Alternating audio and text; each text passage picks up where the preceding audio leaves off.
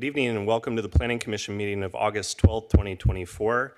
I now call the meeting to order, and if we'd all stand, we can say the Pledge of Allegiance together, please. Ready? Begin. I pledge allegiance to the flag of the United States of America and to the republic for which it stands, one nation, under God, indivisible, with liberty and justice for all. All right, thank you, everyone. Hannah, voice roll call, please.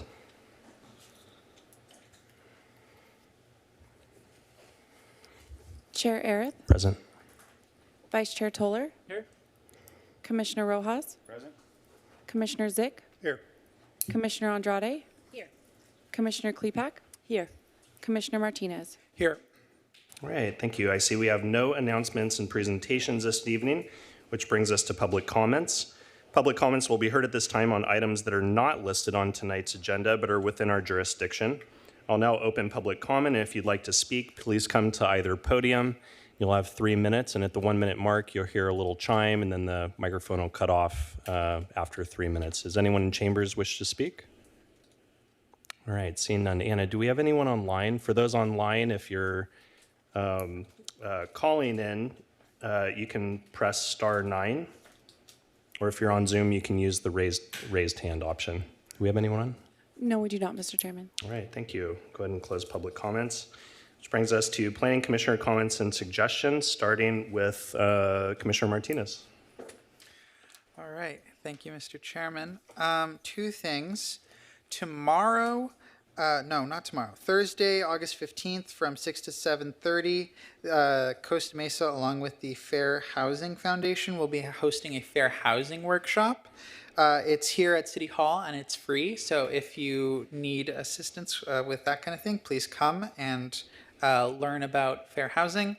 And second, the Fairview Developmental Center survey ends August 30th at 5 p.m. So please make sure to give us your feedback about what to do with the Fairview Developmental Center site. Thank you. All right, thank you, Commissioner Martinez. Commissioner Klepak? Nothing for me. All right, thank you. Commissioner Rojas? No comments. All right, thank you. Commissioner Zick? The only thing I'd like to say is welcome Chief Lawrence to our meeting. I think it might be the first time we've seen you here, and it's a pleasure and an honor. Second that. Thank you, Commissioner Zick. Commissioner Andrade?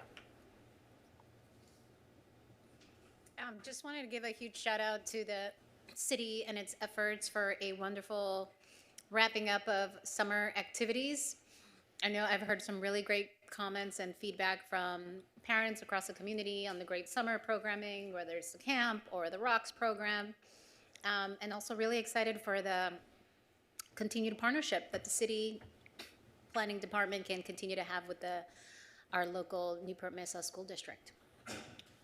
All right, well said. Thank you. Back next Monday. Thanks, Commissioner Andrade. That's right. Vice Chair? Yeah, I want to give a big shout out to the Public Works Department.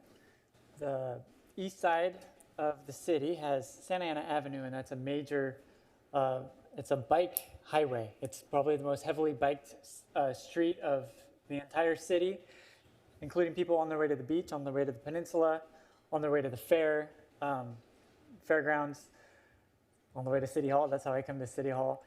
And it also serves a lot of school kids, Newport Harbor, Ensign. There's some preschools there. And right in front of the school, for decades, the bike lane disappeared, which forced school kids to merge with 30-mile-an-hour traffic, which was really frustrating for a long time. But the city today, this morning I drove by, it was under construction.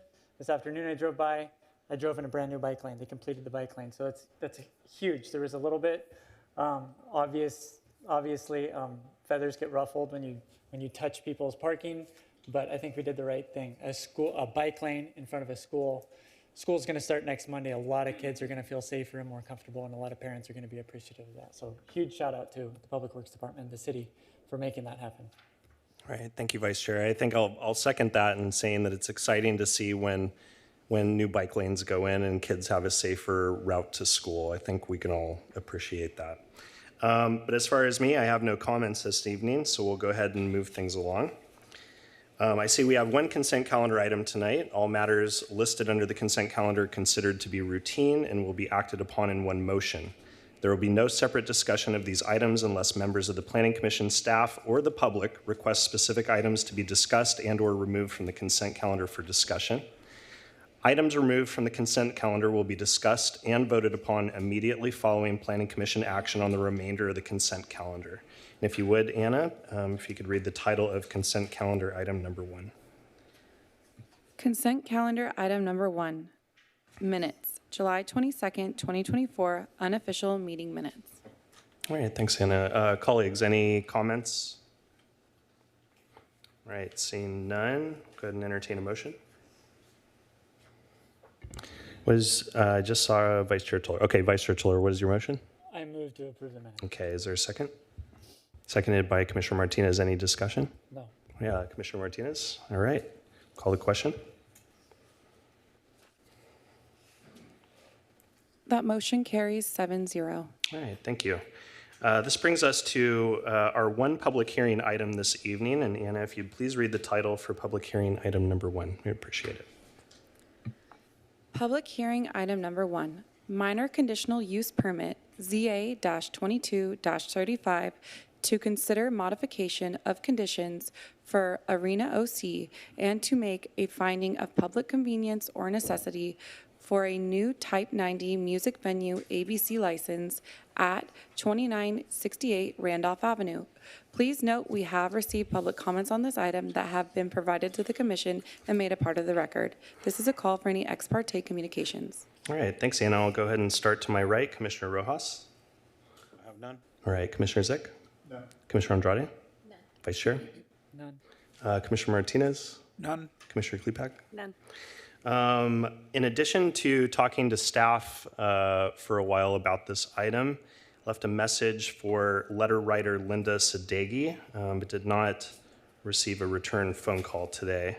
I talked to the applicant's representative, Michael Ayaz, for about maybe 20 minutes today. And en route to talking to him, I talked to someone at his law office by the name of Kat Hirschfeld for about 5 minutes as well. So that's all I have to report on that. So with that, I'll now turn it over to Mr. Villalobos to present the item. Mr. Villalobos, welcome. Thank you. Good evening, Chair and Commissioners. My name is Gabriel Villalobos, and tonight I am presenting zoning application 22-35, which is a minor conditional use permit application to consider a modification of conditions of approval for the business named Arena OC and to make a finding of public convenience or necessity for a new Type 90 music venue ABC license. The project site is located at 2968 Randolph Avenue, which is located south of the intersection of Baker Street and Randolph Avenue. The project site is currently developed with a one-story, 16,000 square foot industrial building. The project site shares a driveway with the property to the south, which is comprised of a one-story, 7,500 square foot industrial building. The existing development currently has 4 tenants, including Arena OC, a church, retail shop, as well as offices. Shared off-street parking spaces come out to 48 spaces total for the site. The subject property is zoned MG or in general industrial and is surrounded by similarly zoned general industrial properties located to the west and south and C1 commercial zones to the north and east.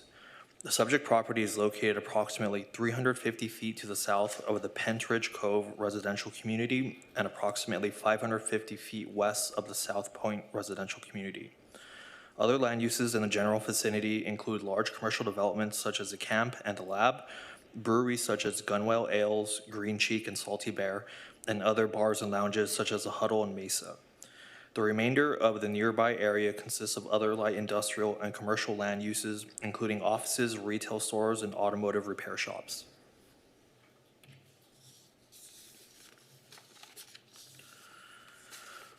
The request for this minor conditional use permit is for the review of an ABC license change from a Type 48 to a Type 90 license and the modification of conditions of approval from previously approved entitlements.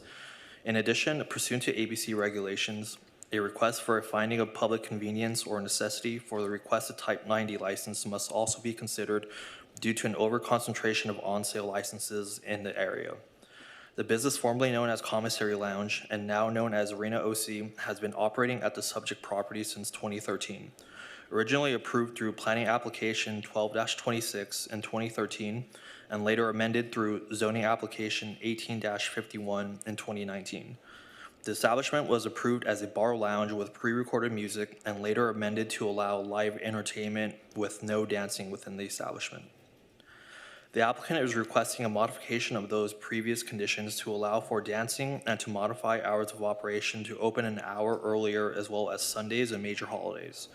The new ABC license would allow the business to function as a music venue, which would allow for ticketed live events where alcohol sales would be allowed. The removal of the provision of prohibiting dancing would allow the establishment to host various types of events, including live music, and the change in hours of operation would allow more flexibility in the types of events that the establishment could host. Previously approved conditions limiting hours of operation were imposed on the subject property due to parking conflicts with adjacent businesses. But with the addition of California State Law AB 2097, the city is no longer able to impose minimum parking requirements and thus cannot limit the hours of operation for Arena OC. The PCN findings are required as Census Tract 639-08 allows a total of 7 on-sale licenses, while 57 on-sale licenses exist within the census tract. The request for the new Type 90 license would add an additional ABC license, but a provision of said license requires that the current owners must relinquish the existing Type 48 license. The applicant has the ability to sell the Type 48 license to another location as a premise-to-premise transfer and would do so only if the Type 90 license were to become active.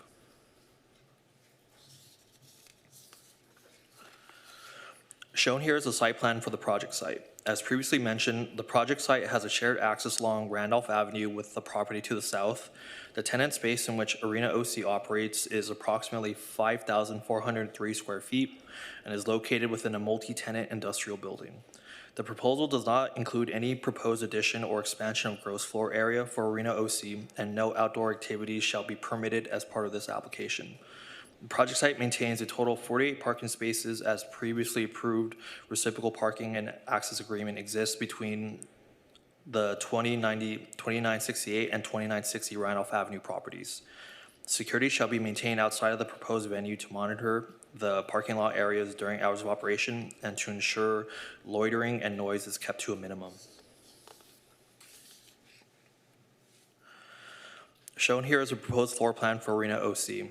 The interior layout of the tenant space includes an approximately 400 square foot defined stage area, 2 age-restricted areas intended to be used as bottle service areas and to be physically separated from the general admission areas, 2 bars, 4 restrooms, and storage areas. In compliance with the requirements for a Type 90 ABC license pursuant to Section 23552 of the California Business and Professions Code, the proposed venue provides defined performance and audience spaces, lighting and sound equipment for live shows, will include designated employees to fill the roles of sound engineer, booker, promoter, stage manager, security personnel, and box office manager, and will advertise all events as ticketed performances. The photo above was taken during a site visit on July 24th and includes a panoramic view of the interior of the proposed music venue at 2968 Randolph Avenue.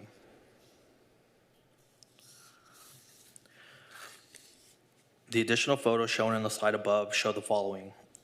Photo 1 shows a roped off and age-restricted area intended to be used for those patrons paying for bottle service. Photo 2 shows lighting and sound equipment existing within the venue in compliance with the requirements for a Type 90 ABC license.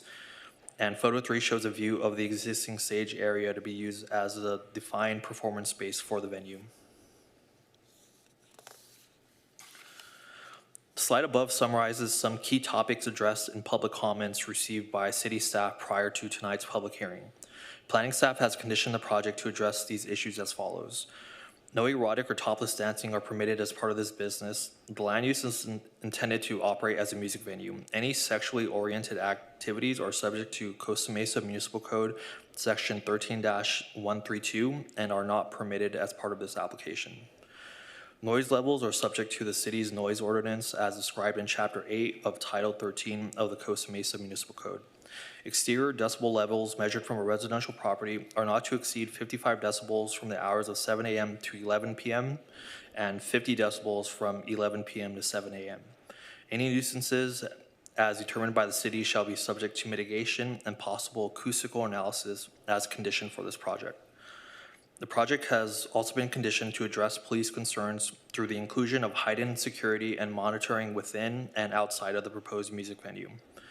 Hours of operation shall be limited to those as described within the staff report.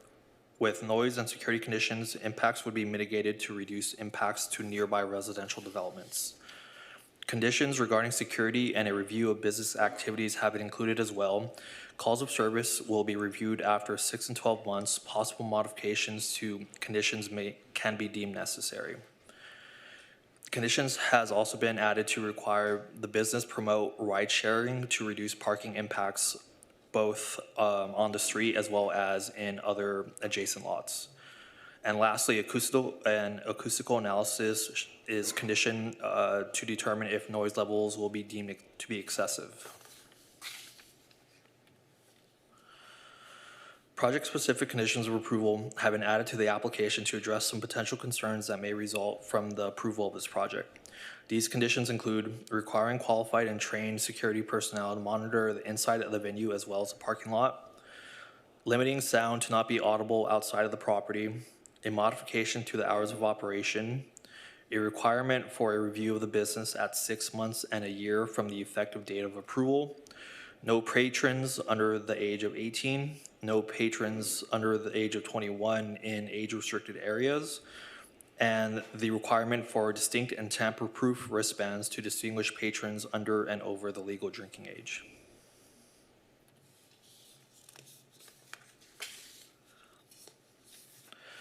With that, staff recommends that the Planning Commission adopt a resolution to find that the project is categorically exempt from the provisions of the California Environmental Quality Act per CEQA Guidelines Section 15301, approve zoning application 22-35 subject to the conditions of approval, and make a determination in support of a finding of public convenience or necessity. This concludes staff's presentation, and I'm available to answer any questions. All right, thank you, Mr. Villalobos. Appreciate the presentation. Colleagues, I'll go ahead and give you a first swing at staff, if you'd like. Commissioner Zick? Thank you. Let me first start. I don't know if this, I should have mentioned this under the ex parte communication, but I did take time to review the Instagram account for Arena OC based on the reference to that in Chief Lawrence's letter. So I've got a number of questions. Mr. Villalobos, let me start with the security requirement outside the premises. I didn't catch that when I went through the report. Could you direct me to the condition of approval that requires that?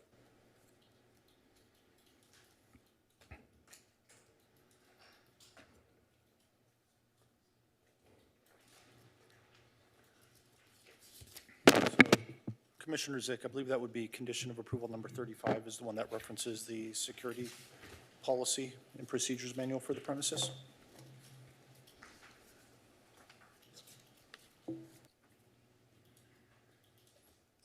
Okay, so you're saying their security manual indicates they'll have security outside the premises, and our reference to that manual is what ensures that will be provided? Correct. Okay. Okay, so not in any particular order, one of the requirements of SB 793 is that there is a paid ticket or cover charge.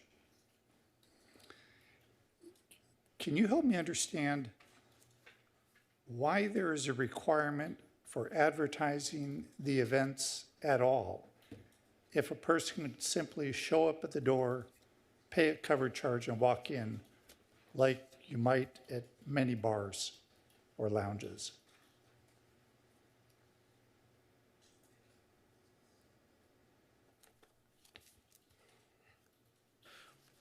So the requirement is that only that the events are advertised as requiring a cover charge of some sort. So it isn't necessarily that the event itself is being advertised, only that the event entry to the event is subject to the payment of either a ticket prior to the event or a cover charge at the door.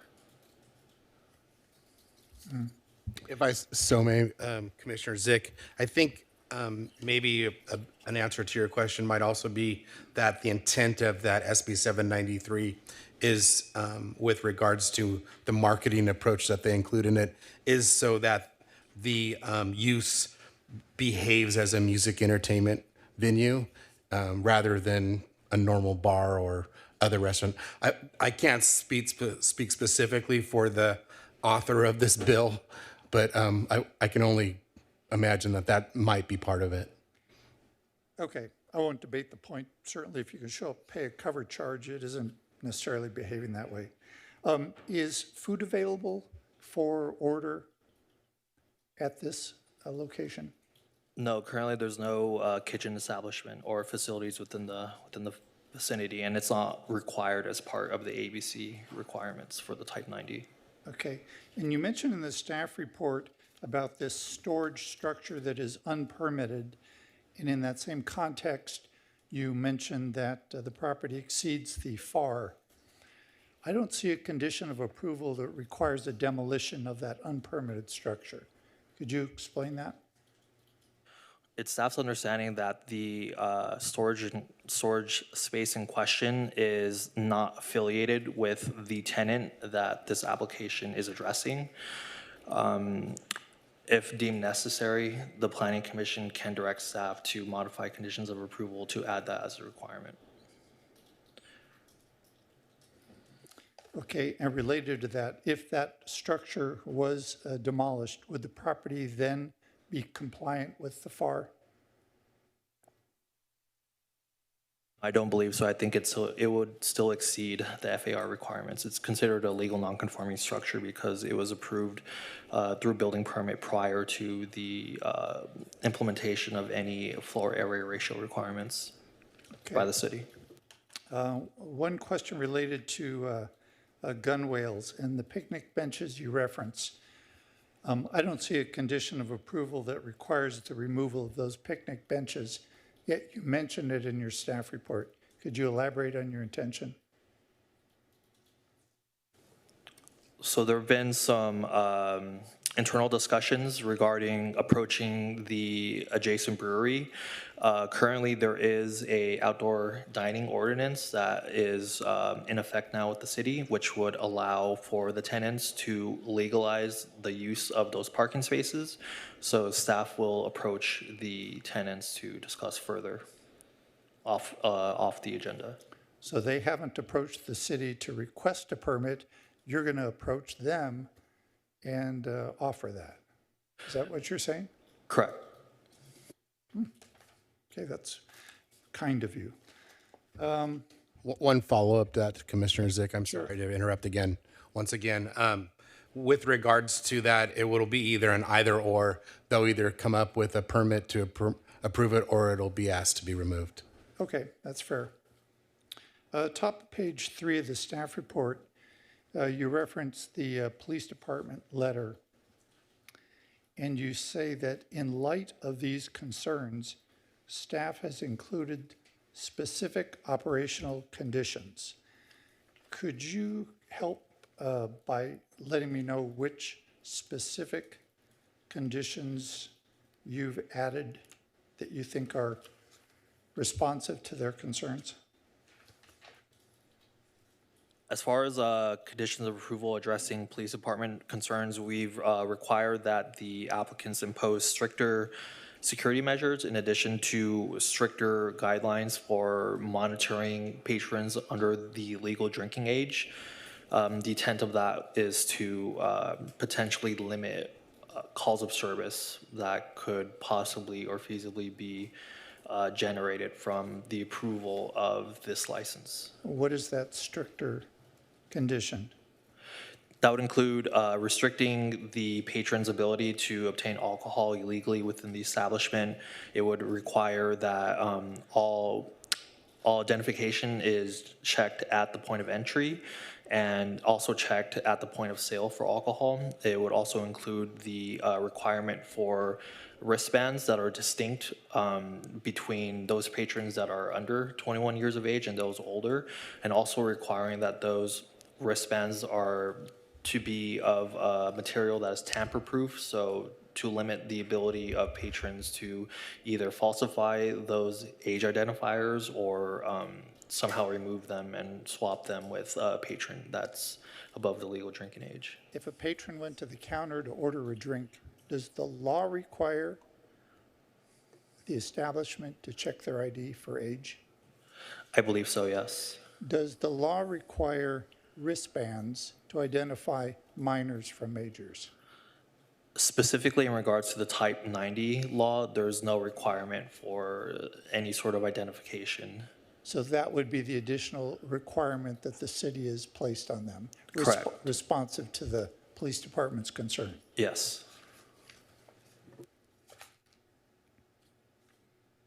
And one other one, Commissioner Zick, would be that condition number 28, which requires a 6-month and 1-year review, which we'd also be working consistent with the police department to make sure that the applicant is acting appropriately. On page 4 of the staff report, you reference the Sebeca urban plan and indicate that the plan seeks to improve the area by encouraging development of live, work, or residential. Is that objective of the Sebeca plan documented in the overlay zone as part of our general plan? Yes, it's included within the specific plan that is available for the city. And the language pulled from here is directly from the general plan, which specifies the Sebeca area as a place for a variety of land uses, including these entertainment type facilities. The shared parking agreement, the reciprocal agreement, I'm assuming that the city has a copy of that. You reference it in condition of approval number 13.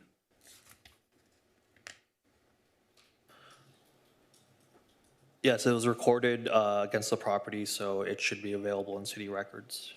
I was a little confused by that condition of approval number 13, where it indicated that the required parking shall be exclusively available to the proposed Arena OC. Both property owners agree to that? Both properties are owned by the same property owner. And specifically in regards to that condition, that is a carryover from the prior entitlements, which were approved at a time where the part of the conditional approval for said land use was to be operating outside of hours of operation for other adjacent businesses. In this case, prior to when the Gunwale Ales was operational. So once that brewery was approved through its own planning entitlement, they were granted specific hours of operation. So the intent was there to not be operating or overlap with each other. Okay. In the year and a half since SB 793 became effective, have any other businesses in the city opted to operate under a Type 90? As far as I'm aware, there's currently no other applications in with the city, and after a review of ABC licenses available for Orange County, there are not very many other applications currently pending for the Type 90. So it is still relatively new license, and there's not many other examples of this type of license in effect currently. Okay. Regarding the public necessity or convenience finding, you know, where you indicate that the census tract is entitled to 7 licenses and there's 57 that are existing. I mean, that's a rather shocking contrast.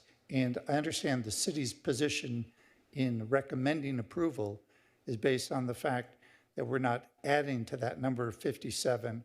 We're simply replacing a Type 48 with a Type 90. But does it give you pause at all to recommend approval of public necessity or convenience when there's 57? Like, Let me take a crack at this one, if you don't mind. I think it did, when we were reviewing this project, that when we noticed that what the census tract included with regards to the area, the boundary is the 73 freeway, the 55 freeway, and the 403. It's the triangular area that basically makes up Sobeka. When you drive through it, you'll drive down Bristol and you'll see many restaurants and hotels and different food and eating and drinking. I always miss that, eating and drinking establishments that operate in there, and and that's how you get to that 57 number. But in regards to your question of the number and the difference between what's allowed by percentage based on the county average and what is in that census tract, yeah, staff did step back a bit, and really, like you mentioned, if there was a net change or increase, there might have been a different analysis in this report. Okay, thank you. Page 11 of the staff report, at the bottom, when you're discussing parking, you indicate that the other businesses are not in operation when Arena OC proposes to operate. Does that include the Pacific Point Church? They don't operate on Sunday? As far as I'm aware, the Pacific Point Church only operates Sunday mornings, as well as some other random weekday evenings.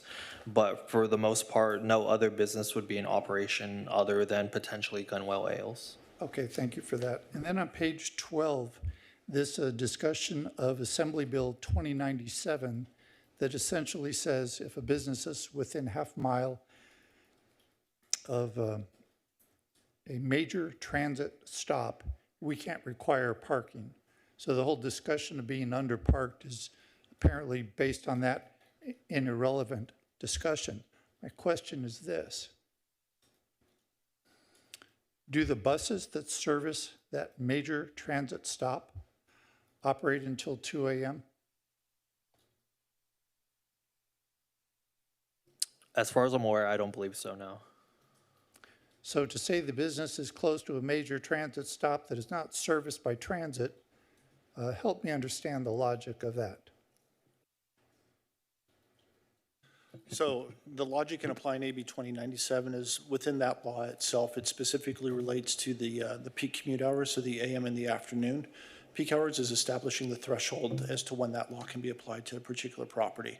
And so during those peak hours, the bus routes are running at the required 15-minute intervals, though during the rest of the day and into the evening hours and the early morning hours, they may not.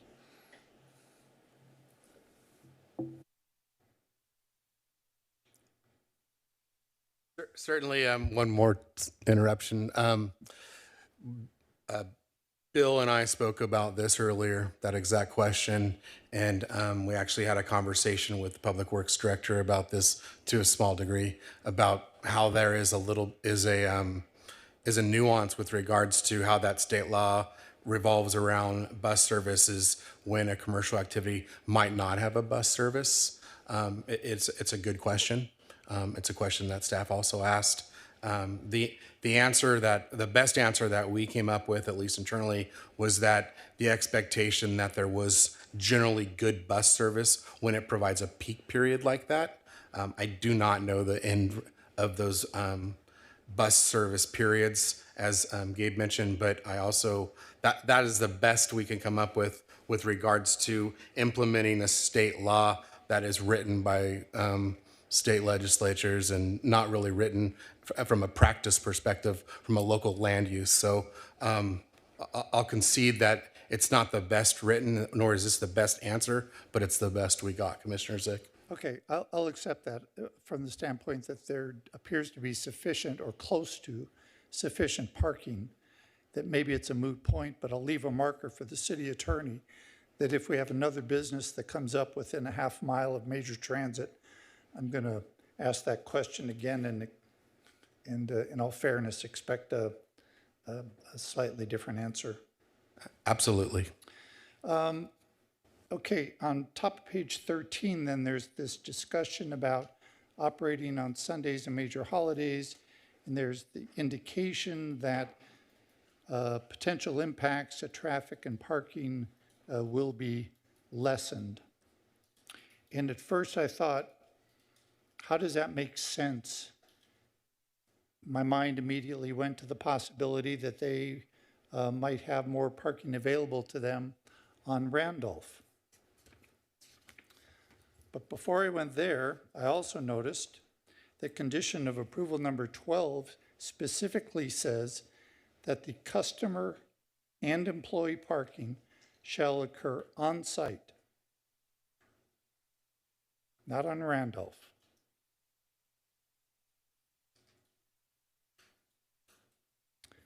So can you help? I'm assuming that the condition of approval is what governs, and this reference to Sundays and holidays having less of a traffic or parking impact is kind of a moot point since all the parking has to be on site. Am I correct with that? So this condition is a carryover again from the previous application. However, the intent of it is to generally to restrict parking on private streets and private lots. And that's, although it goes a little bit farther, which it would at that point, and it still can have teeth, so to speak. But from the perspective of the intent of the condition is to limit it on private streets and private parcels that are adjacent to it and remain so. That's why we left it there. And I'm just reading what it says. More. Condition of approval number 6 on the previous page indicates that there's a maximum occupancy of 296 people. I was trying to reconcile that number to the available parking of 48. I thought, well, people come together in cars, maybe that lessens it. Is there an expectation that if this facility can hold 296 people, we're going to have parking spilling out onto the street? Are we kind of winking, expecting that that is in fact going to occur? Well, I think certainly there's an expectation, and I believe there was a condition of approval that encourages the applicant to promote the idea of ride sharing to the facility as well. But certainly we do expect that people will carpool. While there's as Scott had mentioned, there was the carryover condition that requires the required parking to occur on site. Just as a matter of course, there will be parking that occurs on Randolph. There is publicly available parking both in the middle of that street and on the curbside, which can accommodate, I believe by my count, there were about 100 parking spaces that were available. Okay, 3 more questions, and I will be One done. other Sure. response to that question, Commissioner Zick, is that it is worth mentioning that that occupancy is the same as existing. So nothing's changed from the current lounge nightclub with regards to occupancy that's being changed now, with the exception of the state required parking exemption. Yeah, I wasn't sitting here in 2013 when this original application was heard. Understood. Okay. Condition of approval number 10, all lots where parking is provided shall be properly illuminated. Are they currently properly illuminated? Yes, currently they are. Okay, thank you. And then condition of approval number 17, no outdoor seating or patio area shall be permitted. What if somebody wants to smoke? Cigarette, cigar? Is that just not permitted at this location? Correct. That would not be allowed. Okay, and then my last question or area of concern has to do with condition of approval number 21. And this is partly because we've got letters from the public that are concerned about noise levels, and similar to previous noise-related issues, we've landed on this language that essentially says you got to comply with the city's noise ordinance. And this says at the discretion of the director, maybe some studies might take place. Here's my concern. We talk about these noise levels from the standpoint of the loudness or decibel level you indicated in your report. Even after 11 p.m., the city's ordinance allows 50 decibels of noise. I'm not sure what that would sound like at the adjacent residential area. If we have people here, maybe they'll tell me. My concern, though, is more about the low bass thumping noise. And Mr. Drapkin, you'd be very familiar with the complaints we had about a business down on 17th from a member of the public that was repeated and passionate. And because the volume of noise from that business was less than 55 decibels, we basically said, sorry, nothing we can do. The noise at the low bass thumping level is a real problem. I don't see that this addresses it. What is the city's thought about that? So Commissioner Zick, yeah, thank you for that. I did want to mention that with regards to that project on Cabrillo Way, staff did put some extensive effort into trying to recognize if there was a potential noise impact. And we visited the site on numerous occasions, much more than 50 times. We also hired a private engineering acoustical consultant to prepare a noise study and to do noise monitoring. So we are very aware and very concerned with noise impacts to our neighborhoods. One of the other portions of the noise ordinance that's worth mentioning is the noise ordinance is a unique noise ordinance from the perspective of other cities' noise ordinances, where most cities' noise ordinances just basically have a objective noise standards, which is your decibel limits and your decibel limits at a certain frequency, certain time of day, what have you, on and on.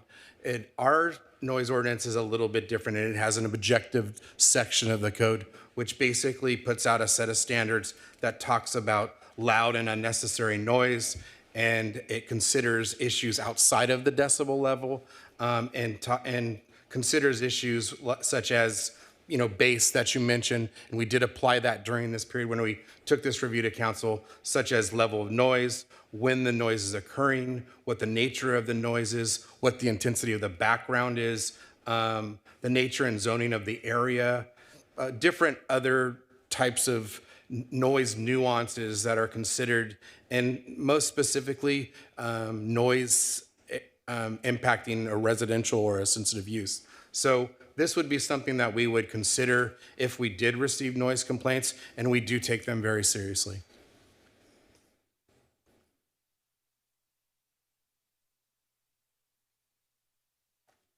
Okay, thank you. That's it.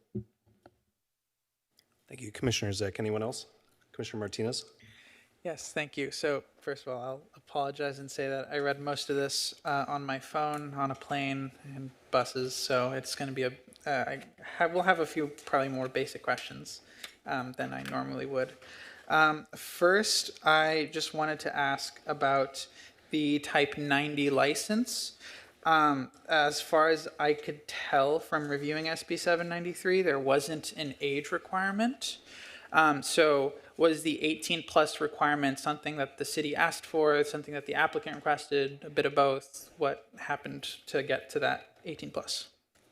The condition was definitely requested by city staff to address potential security concerns that were raised during the plan review process. So that was the intent of city staff, was to possibly address some of those and potentially mitigate some issues that would result from all age events. Okay. The applicant's letter says that they wanted to open Wednesday to Sunday, and the staff report says Thursday to Sunday. So I wanted to ask, why are we recommending Thursday to Sunday and not the applicant's request of Wednesday through Sunday? Ultimately, after back and forth discussion, a compromise was reached where the applicants would be fine moving forward with just a request for Sunday as well as major holidays. So I think the intent there was to have the ability to throw events on weekends as opposed to during the week. Okay. I'll get to that one later. Yeah, let me ask about ABC licenses. So this one would not be premise to premise because either it's new or it's the same site, right? Okay.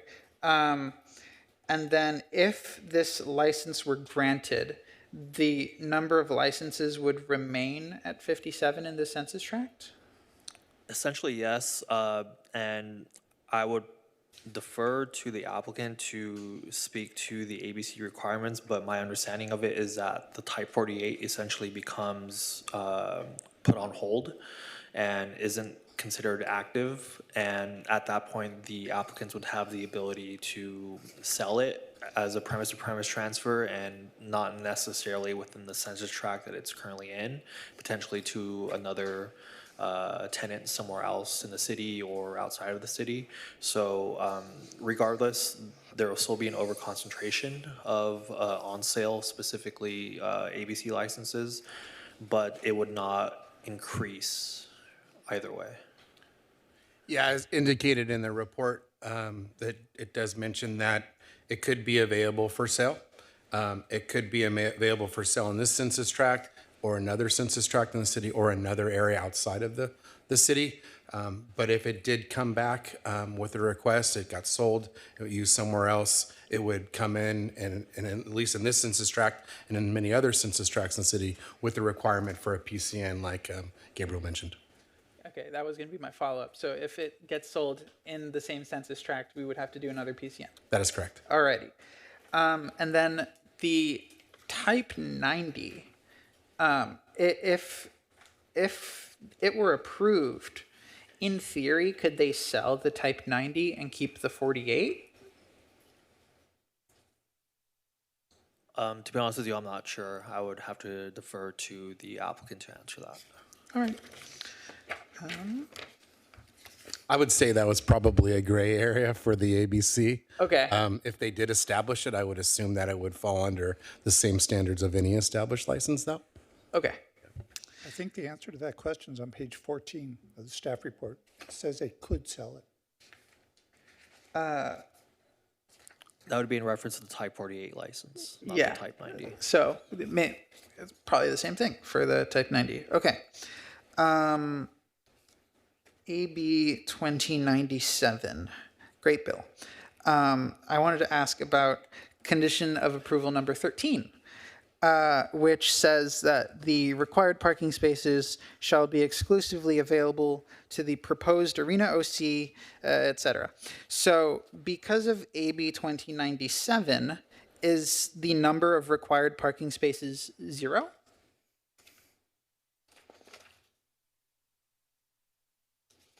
Per the state law, it would be considered 0 because the city would not have the ability to impose a minimum parking requirement. This condition, though, is a carryover, so it could be removed if deemed unnecessary. Okay. So I'll mention that this is a new state law. As I mentioned earlier in the hearing, it's untested for the most part. The attorneys are not scrambling, but they're looking at it as how to review for it. In this situation, we will end up preparing some type of procedures and policies manual when it comes to these. As we get further along in understanding how these impacts might change the the nature of neighborhoods and such. But worth mentioning is that one of the questions that we brought up to our city attorney's office, and specifically one of the city attorneys that specializes in this area, is the removal of potential parking. Whether a use demands a certain amount of parking versus the removal of certain parking. We do believe that we still have the ability to say you cannot remove parking that's already there. So there's nothing in the bill that talks to that. However, we'll look at it from the perspective of the bill, and again, put it in these procedures and policies, and that way staff can use it as a coordinated effort. Okay. So like for Gunwale Ales, where they have removed 2 parking spaces, yeah, it's still unclear. That's a little bit of a different situation in that we have an ordinance that allows for the removal of parking Yeah. for gun whales for outdoor seating and outdoor dining. Okay. So, yeah, a little different there. Bit different. Okay. I think I covered that.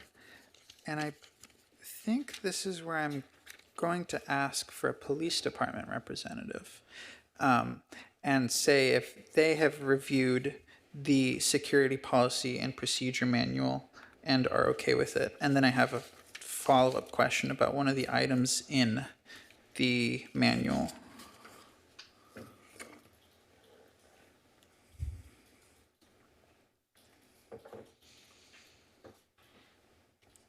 Good evening. Good evening. So I guess, yeah, just the first question is, have you read the security manual? If it were approved, would this be something up to police department standards? We've read it and we would be approving it. Okay. Because I wanted to ask about the chapter 5 in this manual refers to illegal narcotics possession, and the standard is if CMPD does not arrive, flush it down the toilet. Or option 2 is just don't call CMPD, and they can choose to flush it down the toilet anyways. So that's the one specifically that raised my eyebrow. So I just wanted to ask and see if that's a standard procedure among other businesses, or if you would want that to be changed. Well, obviously, if the police department is not there, we can't control what's happening. However, we would expect a business to obviously eject a person if they're in possession of illegal narcotics and not allow them to be on the premises. And then the actual substance itself, just down the drain, that's okay? Again, if the police department is not present, we have no control over what happens to the possession of that narcotic. Okay. And for Public Works, is that good for our drainage? I can't really speak to that. I don't know what type of narcotic we're talking about, but it's not something that anyone, not just Public Works, would recommend, obviously. Okay. And then for the CMPD, in your memo, there's another club that is mentioned, an 18 and over club, and I wanted to ask what license type that club had. That is a good question. I'm not sure because I understand, from my understanding, the Type 90 is a new type of license that is coming out. So I would assume that they would be historically be operating under the old type of ABC license. Yeah, I think, and Bill, maybe you can check up on me on this one, but probably what happened at the other club that's referenced here would be that they also served food, a full menu, and which might allow them to allow for all ages because it was a restaurant slash. Yeah. Yeah, okay. And then the concerns that are mentioned in the memo, is this not standard concerns with any business that sells alcohol? Well, as you mentioned it earlier, there is an overconcentration of businesses with ABC licenses, and we do have concerns about fights, altercations, and mostly it's when these businesses close. It's the congregation of people that are coming out that we have concerns about. This is not the only establishment in the city. There are lots of establishments that have alcohol, and so as a police department, we have to be able to respond to most of these incidents that are occurring throughout the city. Okay. So I guess the follow-up would be how many businesses along Randolph, I suppose, serve alcohol and close at 2? Because I know there's quite a few breweries, but I don't know if any of them close that late. That would surely put a lot more people on the street at the same time. But do you happen to know if there are other businesses that? Well, you have other bars in the immediate area, probably within the square mile, that close at 2 o'clock. Okay. I think that's all my questions. Thank you. Thank you. Thank you, Commissioner Martinez. Thank you, officers. Anyone else? Quick question Yeah, before they go Commissioner too Klepak. far. Thank you. So it says since July 2021, the police department has received 39 calls for service. A copy of the police log is provided.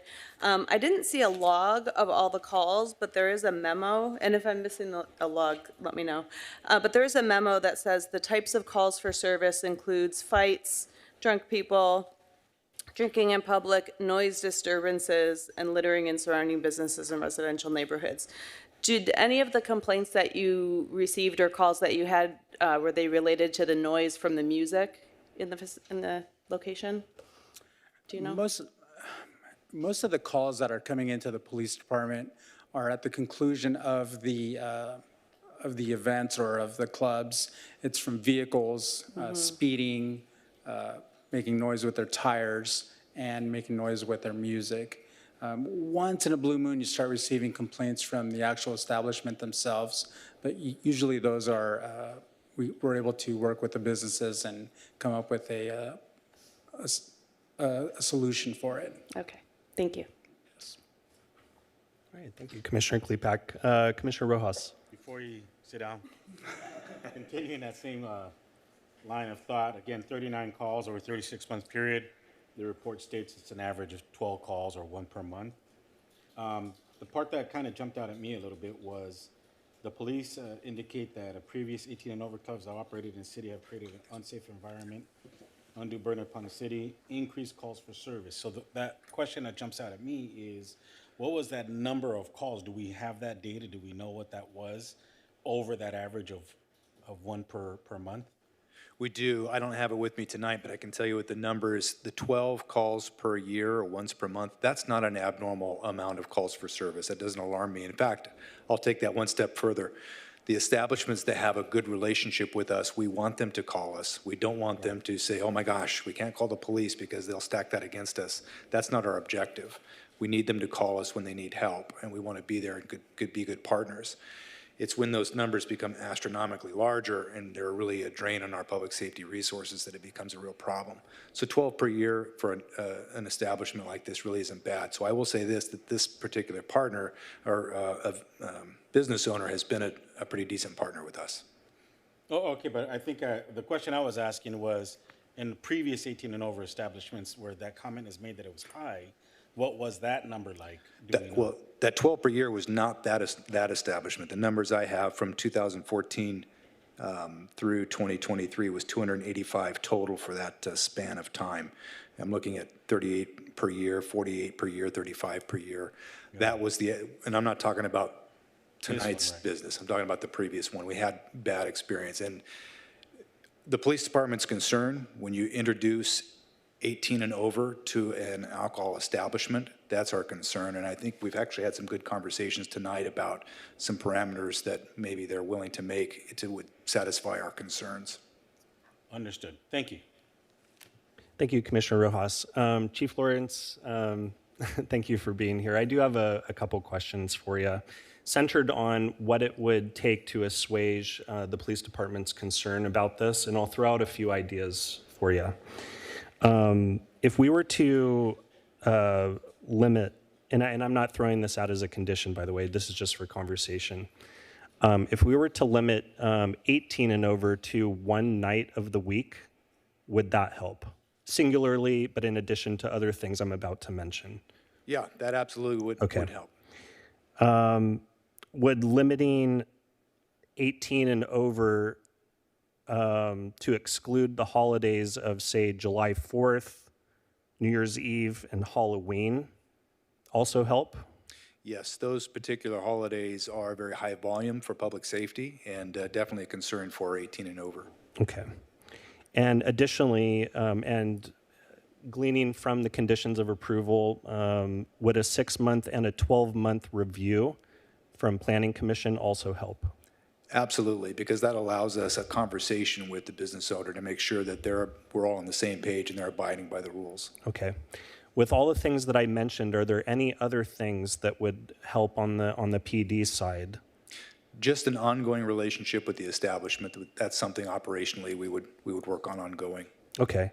So with ongoing relationship and then the things that I mentioned, would that satiate the PD's concerns largely? Yes, sir, Mr. Chairman. Okay. Thank you. Thank you. Vice Chair, did you have any? Sure, but you guys took all my questions, so I don't have any left. Let's see. I mean, we talked about just about everything. Conditions number 7 and 6 have to do with noise, and I guess this is a technical question. There's been. I'm sorry, may I jump in Oh, for yeah, sorry. our wonderful PD? Go for it. Just, so one of the concerns were that it's the activity after the event closes. So from your experience in other businesses like this, is there an opportunity to incorporate that as being part of the security plan? So like security team, like making sure people disperse and clear out and, I don't know, breaking up fights, clean up your stuff, don't litter. Like those were some of your key concerns. Yeah, we've had great experiences with several businesses that have very good security, that have the ability to usher people out in a very quickly and efficient manner. This particular business, we have not had many problems with them, and I would presume that because we have a good relationship with them, that they will have that security measure in place to usher people out efficiently and quickly to clear the area. Okay, great. So that is common and across this. So, and then I guess then for the city, can we incorporate that in part of the security business plan? Because I'm not sure unless I missed it, is it somewhere already in there? And what was that exactly, Commissioner Andrade? That making, like he said, like as following the model of other businesses that make sure that they clear out patrons once the event closes efficiently and swiftly, making sure that there's no altercations, loitering, all that good stuff. I do wonder if it's in the policy and procedure manual. I believe I read something about that. I'm not entirely sure. I didn't see it in the security section, so unless Oh, you really? point me to it. Okay. Yeah, I'm trying to think back. If I may, there's also a condition number 35 of the resolution, which essentially makes the security manual a live document that is able to be reviewed and approved and modified by the PD.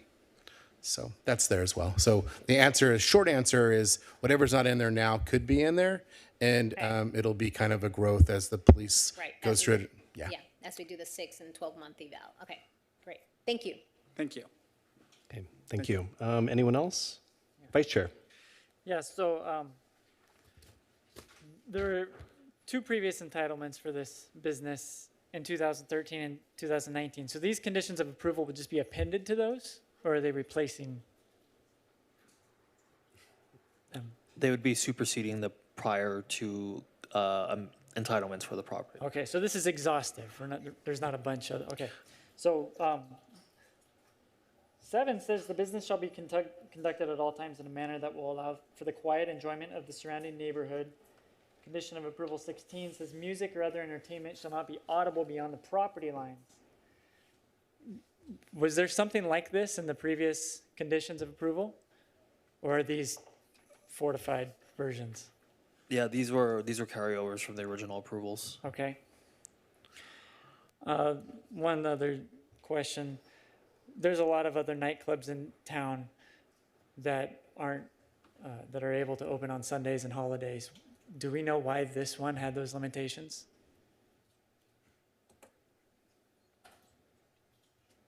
I know it takes going through minutes.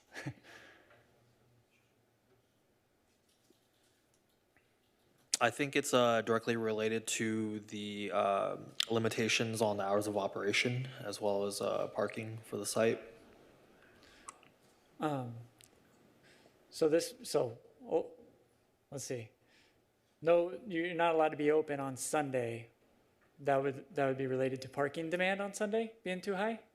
So Yeah, because previously the original entitlement only allowed hours of operation from Thursday to Saturday from 9 to 2, and the CUP for the Gunwale Ales allowed for hours of operation every day of the week except for those hours already approved through the prior, which was approved before Gunwale. So essentially, Gunwale was conditioned to operate outside of those hours of operation, and there was a conflict there with allowing additional hours.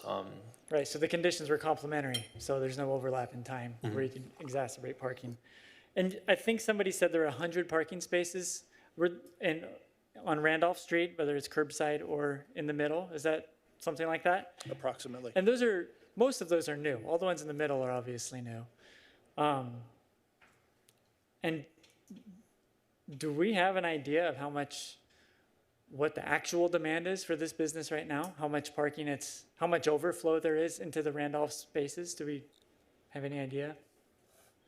You understand the question? Like, do they fill their lot and then 20% of the Randolph spaces, for example? No, at this time we're not aware, and it would also be hard to determine considering there's other uses that are operating within those hours of operation. So there could be spill off from all other adjacent businesses, and all are entitled to utilize that public parking. Yeah, and maybe this is a question for city engineer. Do we know the utilization of the Randolph sites, the Randolph spaces in general? Is that at max capacity every weekend night, for example, or is there always? No, basically it's just standard capacity for all the parking stalls that's along Randolph and also on St. Clair. No, I mean the usage of it. Are all the spaces taken every weekend night, or every weekday night, or all the time, or do we know We don't know the usage capacity, not the exact number, but that's something that we can take back to the department and find out and get back to you on that one. Okay. And okay. Those are all my questions for now. Thank you. Okay, thank you, Vice Chair. Anyone else before we move along? All right, we can always circle back if we have more questions, okay? All right, I think before we move on to the public hearing, let's go ahead and take a 5-minute break. We'll see you back in 5 minutes. Thank you.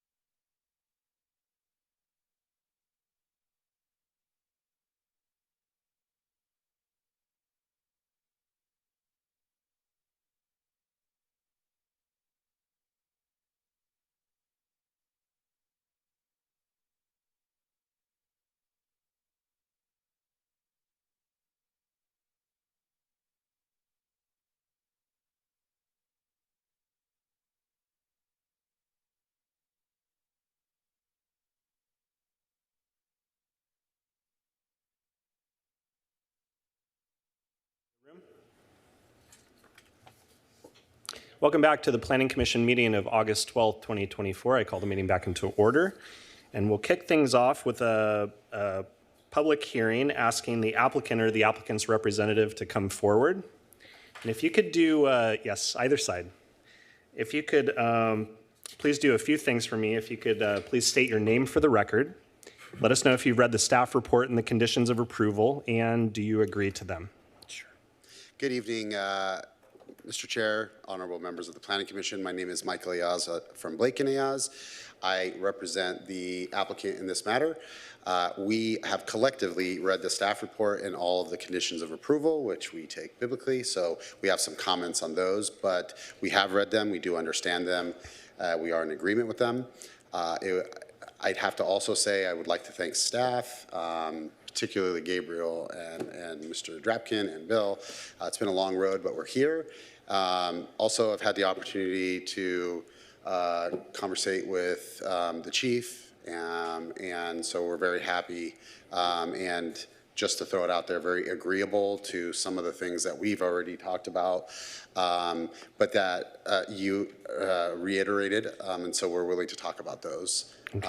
And we're here to answer questions and get some clarity. I am a ABC expert, so if you have ABC questions, I'm all for it. And I'm here to answer questions and let you guys start off, and then I can go into our presentation. Sure. Well, Mr. Ayaz, thank you for being here. The floor is yours if you'd like to make a brief presentation. Otherwise, we can go right into Commissioner questions. I think the only thing that I'd like to say is, we are very cognizant of the concerns that we've heard and the comments that have been made by yourselves and some of the letters, but for maybe neighboring competitor property owners that we really take to heart. I know some members of the community are here. A couple of things that I'd mention is that this location, as Commissioner, is it Zich? Is that right? Zich? Okay. Mentioned, maybe didn't have the benefit of being here, but this place has been here since 2013 in a very similar fashion, although not the same. And the idea about noise, we've been playing music in there since that time. There's not a singular complaint, code violation, noise complaint, nothing as it relates to this use. This use is a concrete industrial building, so it naturally has some sound-bearing characteristics, so to speak.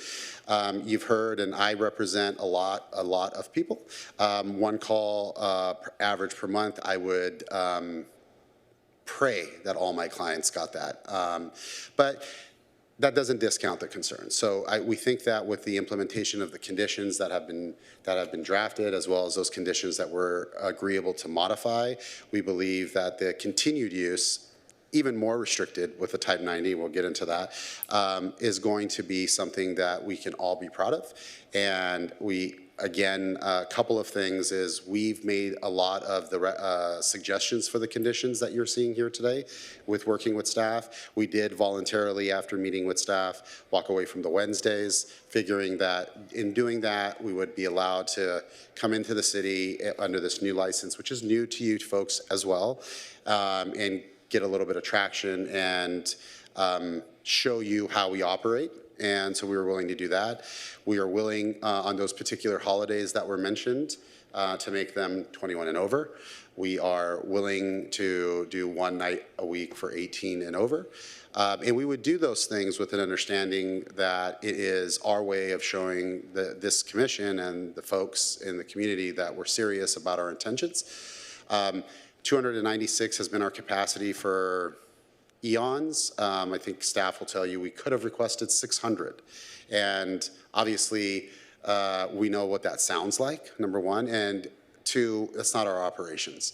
So that being said, I'm really here to answer questions. I know there's several questions about the ABC stuff that maybe I can help you with. There are some conditions that Commissioner Zich pointed out very astutely that need corrections, and so we would want to make some modifications to that. But other than that, I'm here to answer any other questions you may have or talk about anything that you guys may have questions on before we move to the conditions. All right, thank you. I'm thinking maybe I can kick things off if you can educate me, because I'm trying to think back about this. How could I put it? It was this dangerous game I was playing back in my 20s, not dancing at the Shamrock down on PCH. Okay. And where did the no dancing when live music I don't know. is present? I don't know. What had happened in the outset of this, and when you look through the file, you'll see that it was really music driven, right? And the space was at another location, and it came to this location. It kind of carried that over. And the idea was really music, music, music, right? And what we've seen over the course of the last 10 years is, particularly in that bigger space, you're going to play music and people are going to get up and dance. Right? It's natural, and we don't want to be in a violation of a condition, and it just really doesn't make sense to have music and then have to run around in a 5 plus or minus 1,000 square foot facility and do the whole footloose thing. No, sit down, don't dance. So our idea is having the broadest availability of entertainment and the kind of connected activities that happen. And what I mean by that is mostly with the music, you're going to have dancing. And so that's why we've made the request, because again, the way that I preach to my clients is that once you get these conditions, they are biblical, you need to follow them, and if you don't, bad things will happen. And so we just didn't want to go and get an entitlement that we quite honestly knew was going to be really hard to deal with and comply with. Okay, thank you. I saw a light down here. Commissioner Zick? Thank you. So it is Zick. Okay, good. Thank you. I respond to anything, though.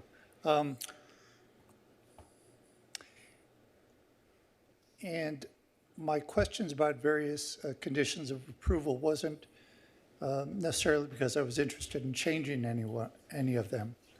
I wanted to make sure that they were going to be enforced. Yes, sir. But you may have an interest in wanting some of them changed. So one of the things that Mr. Villalobos mentioned in his staff report that I asked about had to do with security personnel outside the premises. And he indicated that it was in your manual, and I believe it is probably, but I don't know where. Can you direct me to where that is in your manual? If you could pull up the... Oh, I've got it right in front of me. No, the map for the benefit of anyone watching, but at the outside, you want to know where they are outside. So particularly, we have two that are... Not so much where they are. Okay. I want to know where in the manual it says you will be providing them. We actually provided a plan which showed the number and location of the guards that we were going to have. I don't see that in the package. So let's pause for just a second. Yes, sir. Because I'm wanting to know where it is in this application, if it were to be approved, that security personnel outside the building will be required and provided. I'm not sure that is in, when you say the word application, it's in my application, No, I but it's not in understand. this. I don't see I'm sorry. missing place. My question was for staff. Oh, okay. Then I'll be quiet. I would direct you to condition number 11, which specifies that qualified and trained security personnel shall be provided to ensure that all parking lots are monitored during the days and hours of business is in operation. Security personnel shall provide parking management, noise control, as well as general security of parking areas. Great. Well, that answered it then. Thank you. My next question. Is there something about having a Type 90 license that you are interested in? You've got a Type 48. What is it that you want changed, other than the addition of dancing? What is it that you want that drives you to a Type 90? Well, I think that's pretty easy for me to answer, because the Type 90 really is a license that has been developed for this particular type of use of a live entertainment. Right now, a lot of the issues that maybe you have been facing in the city is a 47, which is a restaurant type license that has entertainment. And calling a duck, right? We're not a restaurant. Let me interrupt you for a second. Sure. What is it that you're not allowed to do today? What is it that you're not allowed to do today with your existing license? Sure. At your business that you would be allowed to do with the 90? I think the primary thing that jumps out is the age limitation. Other than that? Other than that, actually, the 90 is much more restrictive. Okay, so is it your desire is to serve 18-year-olds at your business? Not serve alcohol? Well, I don't think it's our sole desire, but it is something that we would like to expand, and we would like to make it more available to a larger number of people, And a yet larger, you're, broader. and yet you're open to restricting it to 1 day a week and no holidays?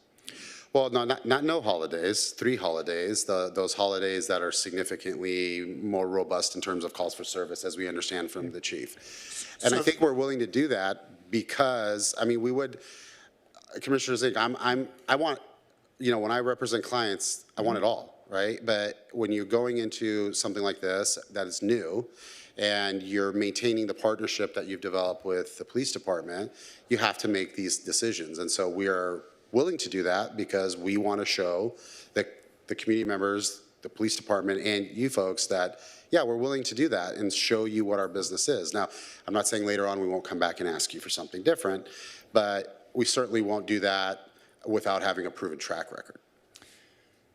Okay, so I know you're interested in having dancing allowed. That's part of this application. That's part of what this approval would include. Yes, if it were approved. And what you're telling me is it is your desire, your strong desire, to be able to provide service, music, entertainment service to 18, 19, and 20-year-olds. As well as 21-year-olds through 45-year-olds, yes. Would you not be able to provide the entertainment for the 21-year-old through the 45-year-old with your existing business and your existing Type 48 license? We would. Thank you. Yeah. I'm just trying to cut right through this application and understand what the change is that this application is giving you. And the change is dancing and serving 18, 19, and 20-year-olds with entertainment services. And I think the hours, if you're being completely accurate. Thank you, and hours. Thank you very much, sir. Yes, sir. Thank you, Commissioner Zick. Anyone else? Commissioner Martinez. Yes. So I wanted to ask about menu, food, drink options for the 18 to 21-year-olds. Since staff mentioned previously that there was none currently, so now that you're looking towards serving, you know, that age that cannot drink, basically what's going to be provided? Well, I think you know, you're what you would assume, right? We are sodas and water and different various drinks. We're looking at a non-alcoholic program right now. We're batting it around a little bit because the kind of the mocktail, we're not 100% sure we really like that idea as it goes because of the mocktail cocktail kind of connection. And so we don't necessarily have, we don't have food items, and we will be looking at a program to serve those folks. But again, because it's now that we've also agreed to have it 1 night a week, you know, it's not going to be as robust as, you know, a regular bar menu because you're limited in what kind of non-alcoholic beverages you can provide. Additionally, I think if it's not in there, and I believe that it is, you know, any drinks that are served to minors are in distinct glassware, so everybody inside of the place. That's part of our manual. We do that, that's also going to be done. But in terms of food or anything like that, it's really, we're an entertainment venue where music or spoken word or comedy shows, things like that. And so our drive is not necessarily, and particularly for the 18 and over, it's not selling them drinks, it's having a place for them to come and enjoy entertainment. Okay. And then for the Type 90 license, the requirement, I guess the allowance is that alcohol can be served 2 hours, from 2 hours before a performance to an hour after. Correct. I'm guessing inclusive of the performance. Correct. So since you would be open for more than, I don't know, let's call it 4 hours if a performance is an hour, is the intent to have like 2 performances a night and have the entire window, the entire opening hours be alcohol serving, or do you foresee a time when there will not be alcohol served? In some events, there will not be alcohol served. But I'm trying to make sure I understand your question. We asked for the 8 o'clock opening, and obviously we can't serve at 6 o'clock, 2 hours before. And if we have someone slated to start at 9 o'clock, we would just get that 1 hour in if we did it at all. And if we had 1 or 2 different performers, after the last performance is done, then we'd have an hour after that. But generally speaking, we're covering that most events. And again, because we're going from 8 till 2, it's not a large window like other bars that can operate all hours of the day. You know, it just depends on the set, it depends on the act, it depends on that night, it depends on if it's an 18 and over event or not. So a lot of different variables go into that. But we will be serving in accordance with those provisions anytime we serve alcohol. So when we have an event that's 21, that we're serving alcohol in, we'll be serving 2 hours, up to 2 hours before and 1 hour after. I don't see many events that will be serving 2 hours after. It's more like the event will end and there'll be an hour left, if I think that's what you're saying. So I hope that answered that question. Yeah, okay, that's it. Thank you, Commissioner Martinez. Vice Chair. I think I heard a few minutes ago that there's never been any complaints from neighbors, residential or commercial, about this property. I guess this is a question for staff. We have no record of any complaints about noise or littering or any of the other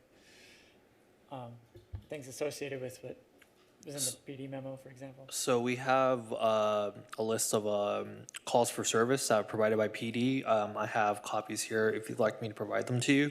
But for the most part, the noise complaints that have been addressed in the calls for service are mostly dealing with excessive noise outside of the venue, not so much being generated from inside. Yeah, but sorry, go ahead. And I would just say for the administrative record, we've not been provided those logs. So we've had no opportunity to review those. I'm pretty good at that because I'll parcel out exactly what those calls are and where they're generating from. But I can't speak intelligibly about that because I haven't received it. The only thing that I know is that we've requested, have we have a code enforcement violation? Have we had major police issues there? I don't even know what those logs say. All I know is that we get an average of 1, meaning some months we get 0. And I would just venture to guess that the neighboring places are not doing the same thing while we're doing music at the venue till 2 o'clock in the morning now and for the past 11 years. Yeah, I just want to make sure we have all the facts before us and I have them understood. So, I mean, there were some comments in here tonight about noise and everything, and I just want to make sure that that's new. We haven't heard anything for 10 years generally until tonight about that. Yeah, I would like to also mention that in checking with the department records, there have been no code enforcement calls associated with this use over the 12 years. And Vice Chair, if you look at the letters themselves, I mean, I think the letters speak for themselves when you kind of look at it. Now, there's a perception that this is a new nightclub, or this is a perception that this is a new use. And that just simply is not the case. And then there's also some indications of other uses that have a different type of structural makeup, not enclosed concrete, concrete tilt-up building. And so, again, it's a lot of fear of what may happen, and I'm not discounting that. I'm not. I'm just asking to take a look at the record that's been available to the city for the last 11 years. Yeah, that's what I'm doing. Checking the record. Yes, okay, those are all my questions for now. Thank you. Vice Chair, would you like to introduce any of the record for the calls for service? What do you mean? Would you? I mean, I know you, Mr. Villalobos, you said you had that. Would you like to have us review that? Well, okay, so there's police department records and there's police department calls. That's one category of nuisance maybe, and then code enforcement. That's kind of different. That's like the shed in the back. But then what I was trying to make sure we were aware of was any sort of noise complaints, those sorts of things. Complaints of the last 10 years of business where any of those typical nuisances that people are worried about have been occurring in the last 10 years, if we have any records of complaints in that category. Yeah, very similar to the experience that the Planning Commission will witness of and the council eventually resolved with the Cabrillo Way noise issues. There is a certain amount of overlap between the police and code enforcement as far as the involvement in regards to nuisances or noises and similar activities like that. And again, I just want to repeat that from a code enforcement perspective, there has been no calls for this use. Yeah, that's good. Thank you. All right, thank you, Vice Chair. Commissioner Rojas. Yeah, mine was more of a just quick housekeeping. I heard a question asked before, and I thought we'd ask it again, but didn't make it there. So you have a Type 48 that'll be available to be transfer or sell, but I wanted to ask, if you get the Type 90, is that going to be at some point in time in the future able to be transferred or sold as well? I think the way that the statute, the way that the statute reads there, and, you know, pulling no punches, that 48 is worth a lot of money, and it can be sold anywhere in Orange County. And so the intent is to sell that license, and then the Type 90 can be transferred for what you bought it for. I believe that's the way that the current statute reads. And so the license is transferable, subject to the operator going through the investigative process with the department. They're going to come out like they did with us, check everything. I think one thing of note is we had the supervising agent in charge, the person in charge of the Santa Ana office, personally come to this site, personally meet with staff and PD, tell them the status of our application. They're ready to approve us subject to the CUP. And that was Roxana Angelotti, or Zaharia. But yes, I guess the short answer is there is currently the ability for you to transfer the license.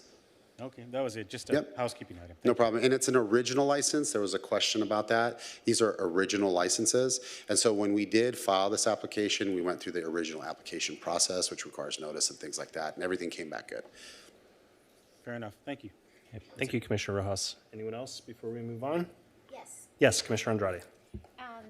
So when we had an opportunity to chat with PD, you know, one of the concerns is the clearing out of folks at the end of the event, because that seems like when most of our residents have expressed concerns. Is there an opportunity to include that as part of the security plan?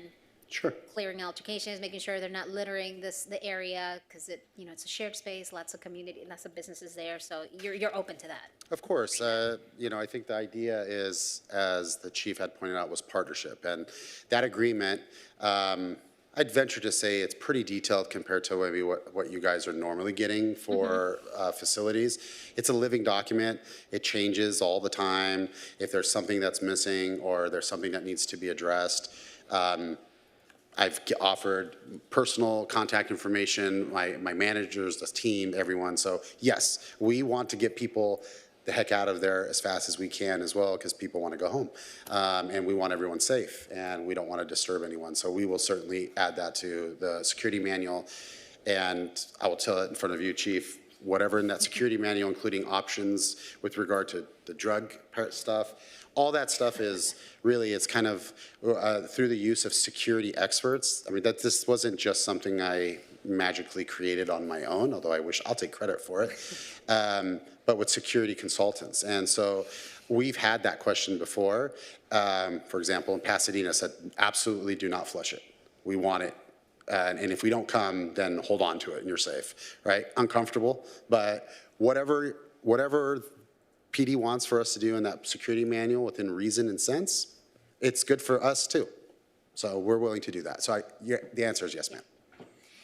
And then along responding to our community's comments, we heard that there is on average about 100 parking spaces in the area, and it serves the capacity that you are currently existing. So it's not additional capacity that you're asking today. Correct. But is there an opportunity to incorporate some sort of support to local neighbors that are concerned with the parking challenges that already exist in the area?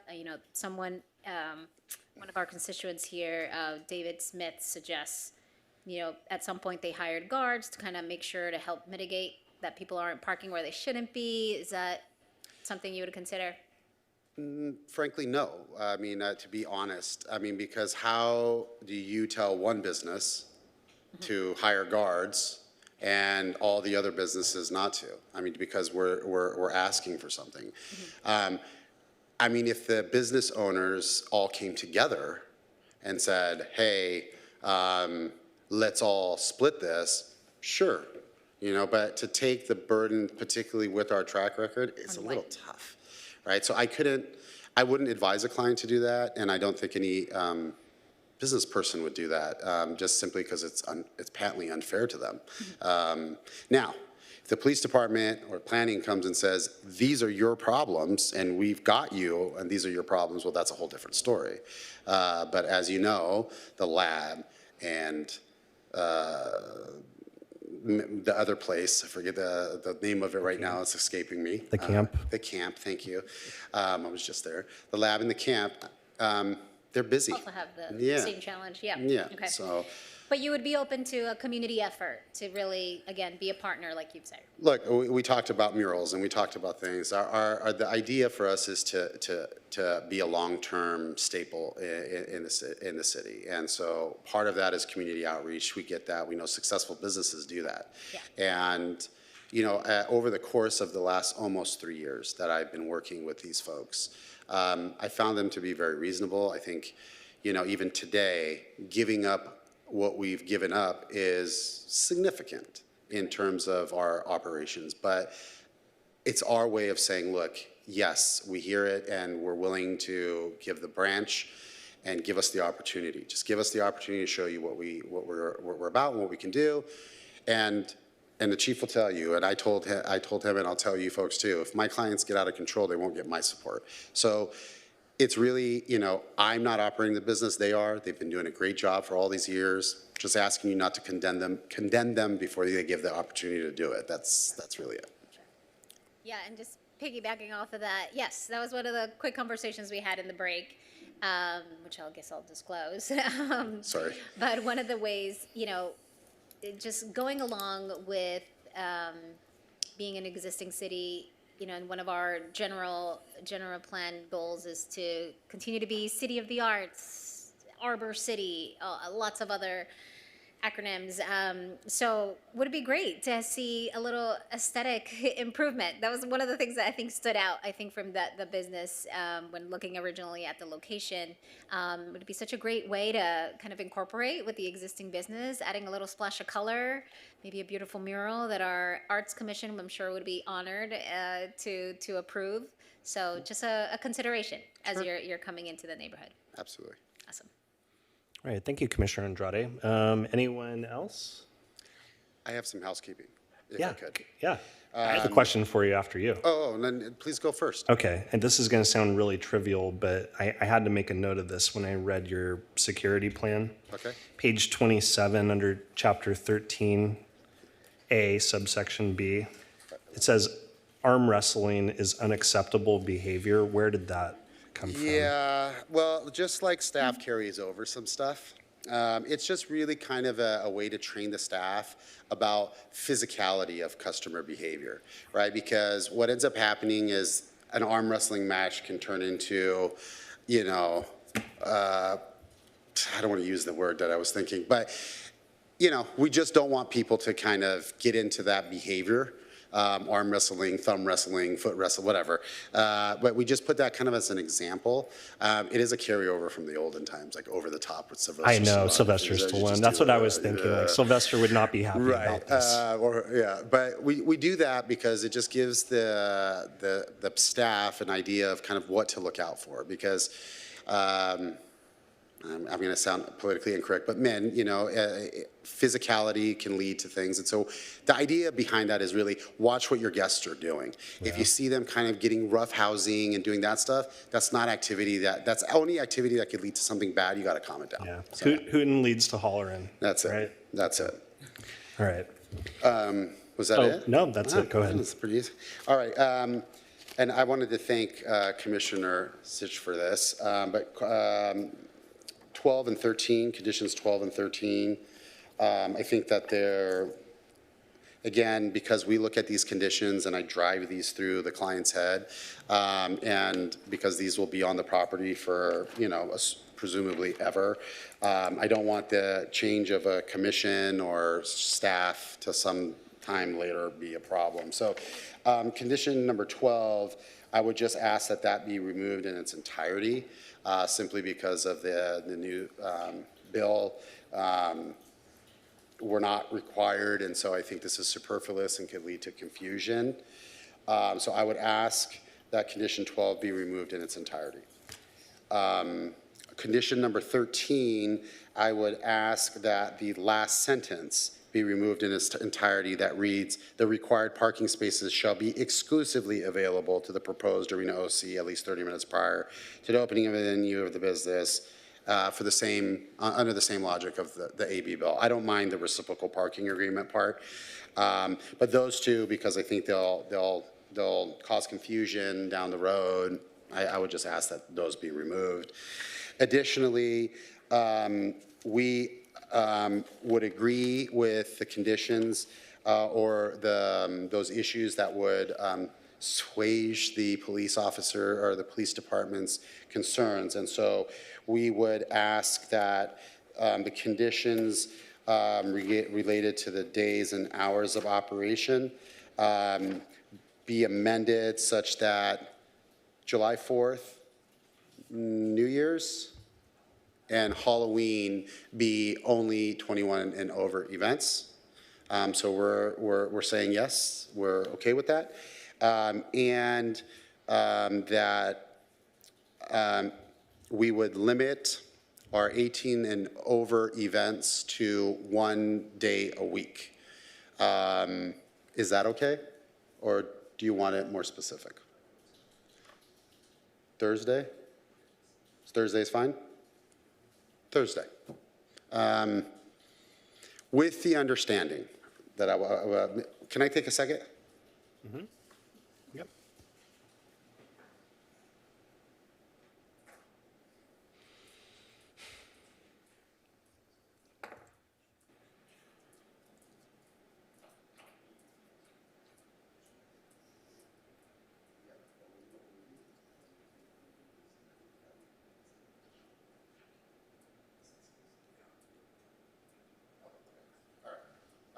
Sorry.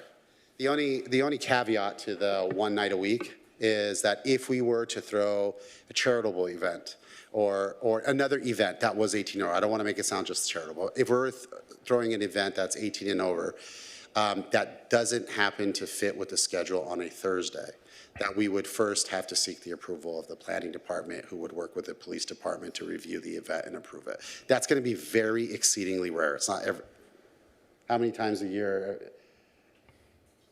Maybe, let's just say 1 to 3 a year, if that. But I would ask if that's okay, and I think the chief is okay with that. Thank you. I'll have a quick question for staff. Would this fall under our special events permit program? Potentially? We could do that under a special event, yeah. How labor intensive would that be for staff? Not terribly. Okay. That's even better, because then the condition, we don't have to, yeah. Okay. As long as we can do that. And I'd rather Okay. It seems like there's a framework in place already such that in the event of a special event, you can reach out to the city and apply to it. Very well. Theoretically. Theoretically. As long as that's okay with us. Yeah. Okay. All right. And then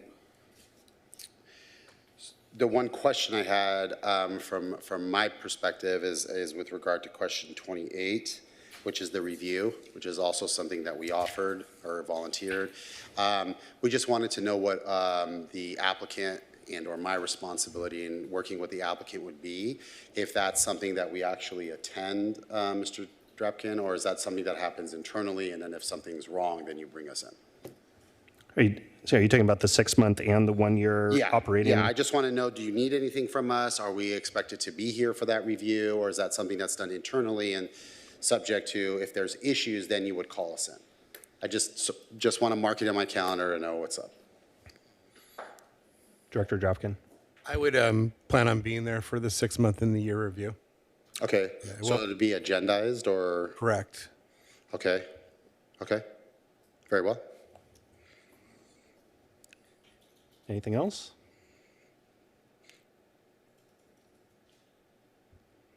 No, sir. All right. All right. Well, if there's nothing else, we'll go ahead and move things along to public comment. Thank you very much. Thank you for your time and great questions. Yeah, Always appreciate those. Thank you, Mr. Reyes. Thank you very much. All right, so we'll go ahead and move on to public comments. If you'd like to speak to this item, you're welcome to approach either podium. You'll have 3 minutes. And as you'll know very well, Flo, at the 1 minute mark, it'll ding, and then 3 minutes, it'll cut off. So we'll start with Ms. Flo Martin. Welcome. When I read Chief Lawrence's letter, attachment number 7 in the report, I felt deep pain, very personal deep pain. My son Brian was involved as an 18-year-old, 19-year-old, 20-year-old in binge drinking. And as a result, his heart was damaged. At age 29, he had to be cardioverted for the first time at Hoag Hospital. I was with him.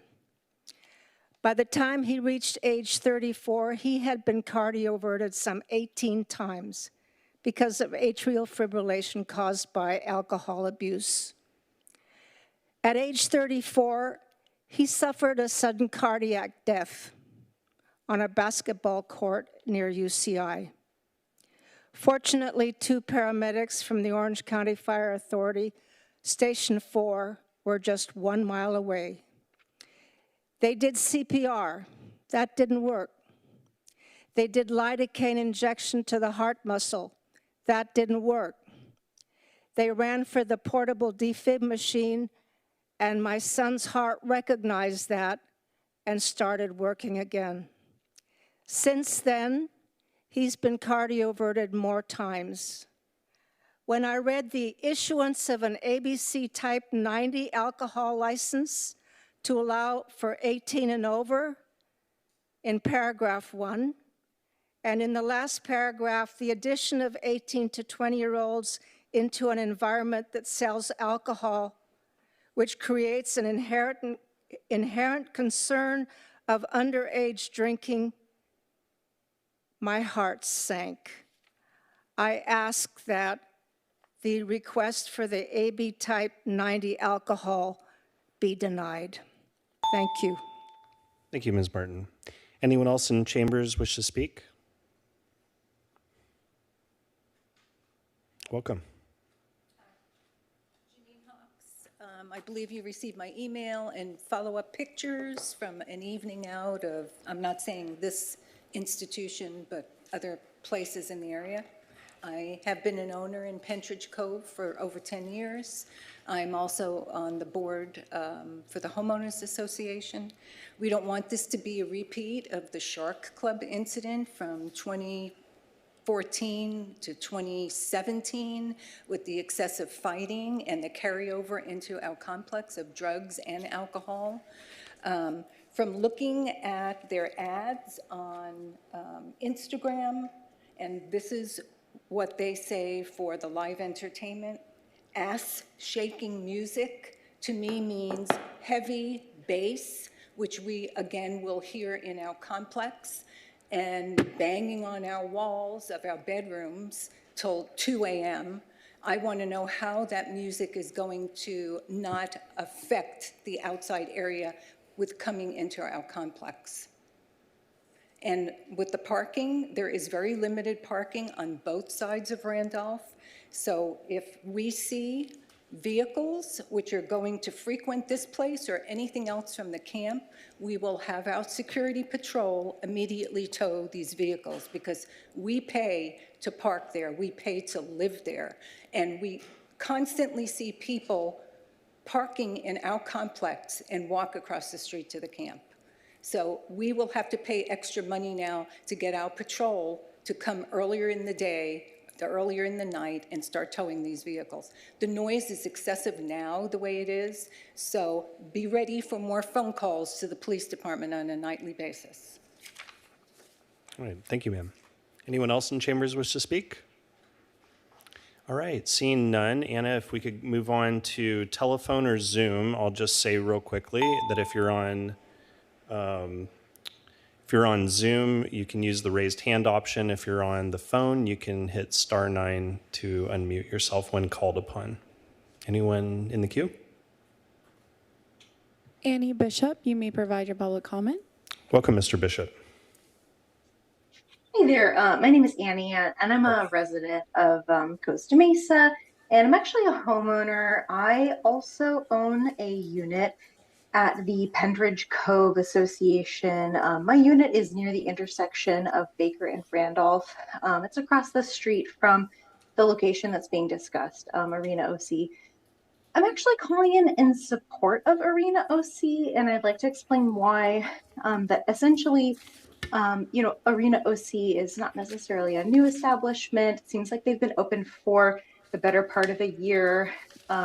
Most evenings, as described, it sounds like they have live events on the weekends that go into 11 p.m. I can say, as a nearby resident who is up in the evenings, that these events hosted by Arena OC up to this point are actually inaudible from the local neighborhoods. And I like to describe that if you stand outside near this intersection, you may hear ambient noise from the nearby freeways, near the 73 freeway, near the 55 freeway, the 405, because we're right near that intersection.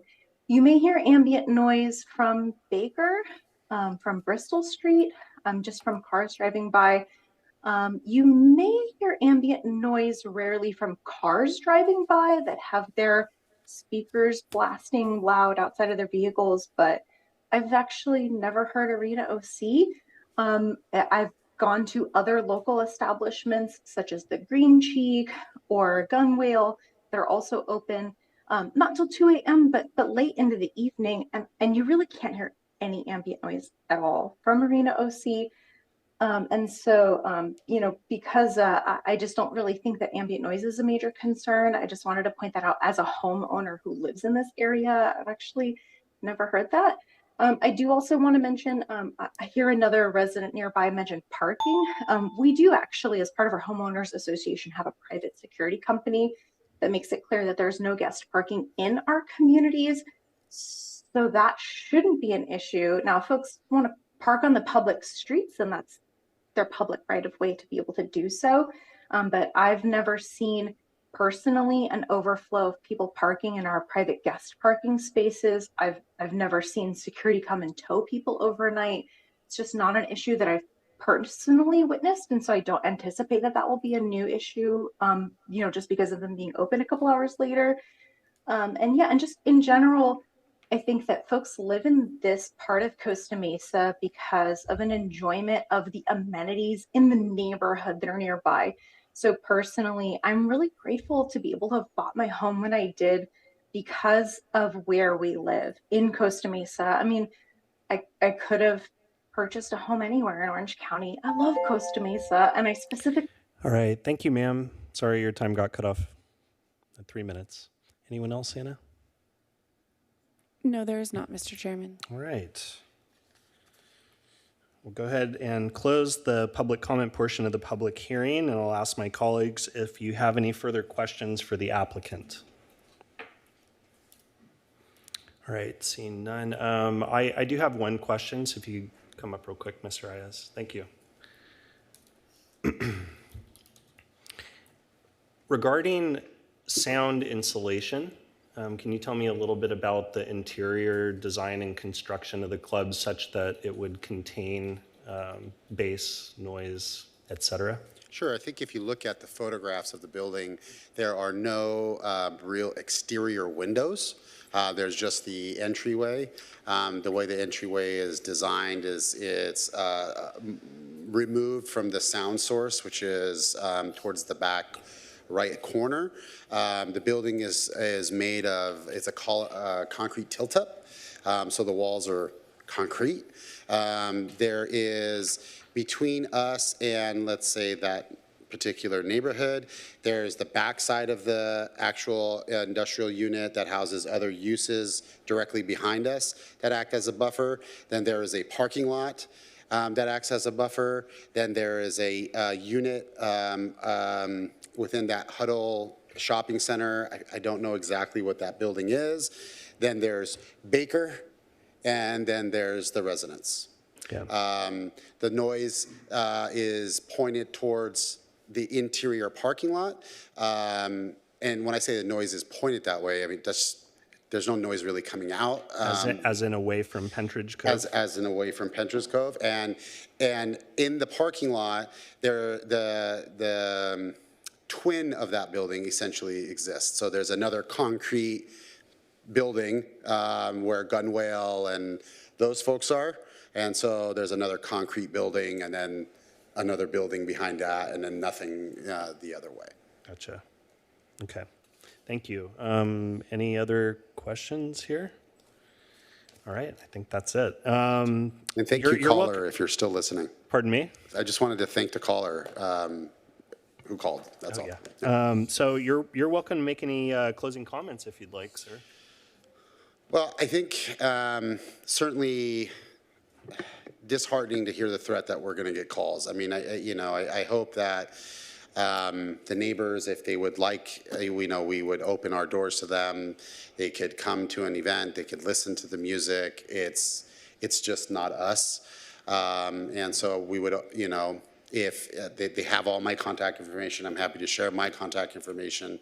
As I said with the police department, as I said with the planning department, we want to be good neighbors, and I'm willing to give them my direct cell phone number so we can communicate. But, obviously there are some neighbors there that are unhappy with the development that's going on in the area. And the only thing that I can tell them is that we're conditioned to the tilts to comply, not only from the city's perspective, but the state regulatory agency, ABC. And so there's two levels of teeth that can bite should we have an issue. I just hope that we don't unfairly get lumped in, and so with that being said, again, I just wanted to thank staff. I know it's been a long road. I really enjoyed this particular planning commission because you guys are astute and really asking the right questions. And so I wanted to thank you folks, regardless of your vote. And I really hope that you just give Arena OC the chance. So that's it. All right. Thank you, Mr. Reyes. Thank you very much. All right. Colleagues, do you have any further questions for staff at this point? Commissioner Martinez.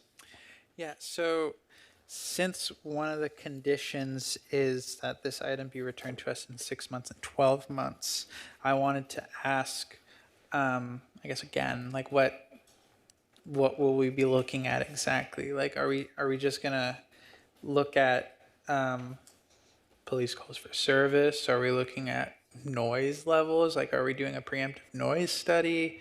Are we seeing, basically, what are we going to do in 6 months? Yeah, I think you've hit it right on the button. Very good faith language in there, I think, would essentially represent not create, if we've heard any issues with creating neighbor disturbances or creating excessive calls for the police service would certainly be one of them. We'll double check in with that. We'll keep our ears out, and aware during this time, staff as a whole. We've had these reviews before where we brought them back to planning commission. So generally it's everything that we know we'll provide. Maybe we'd even go out on a prior evening and just see for ourselves what's going on. We've have a couple conditions where we've gone out and seen parking issues. So, yeah. Yeah. I forgot what I was going to say.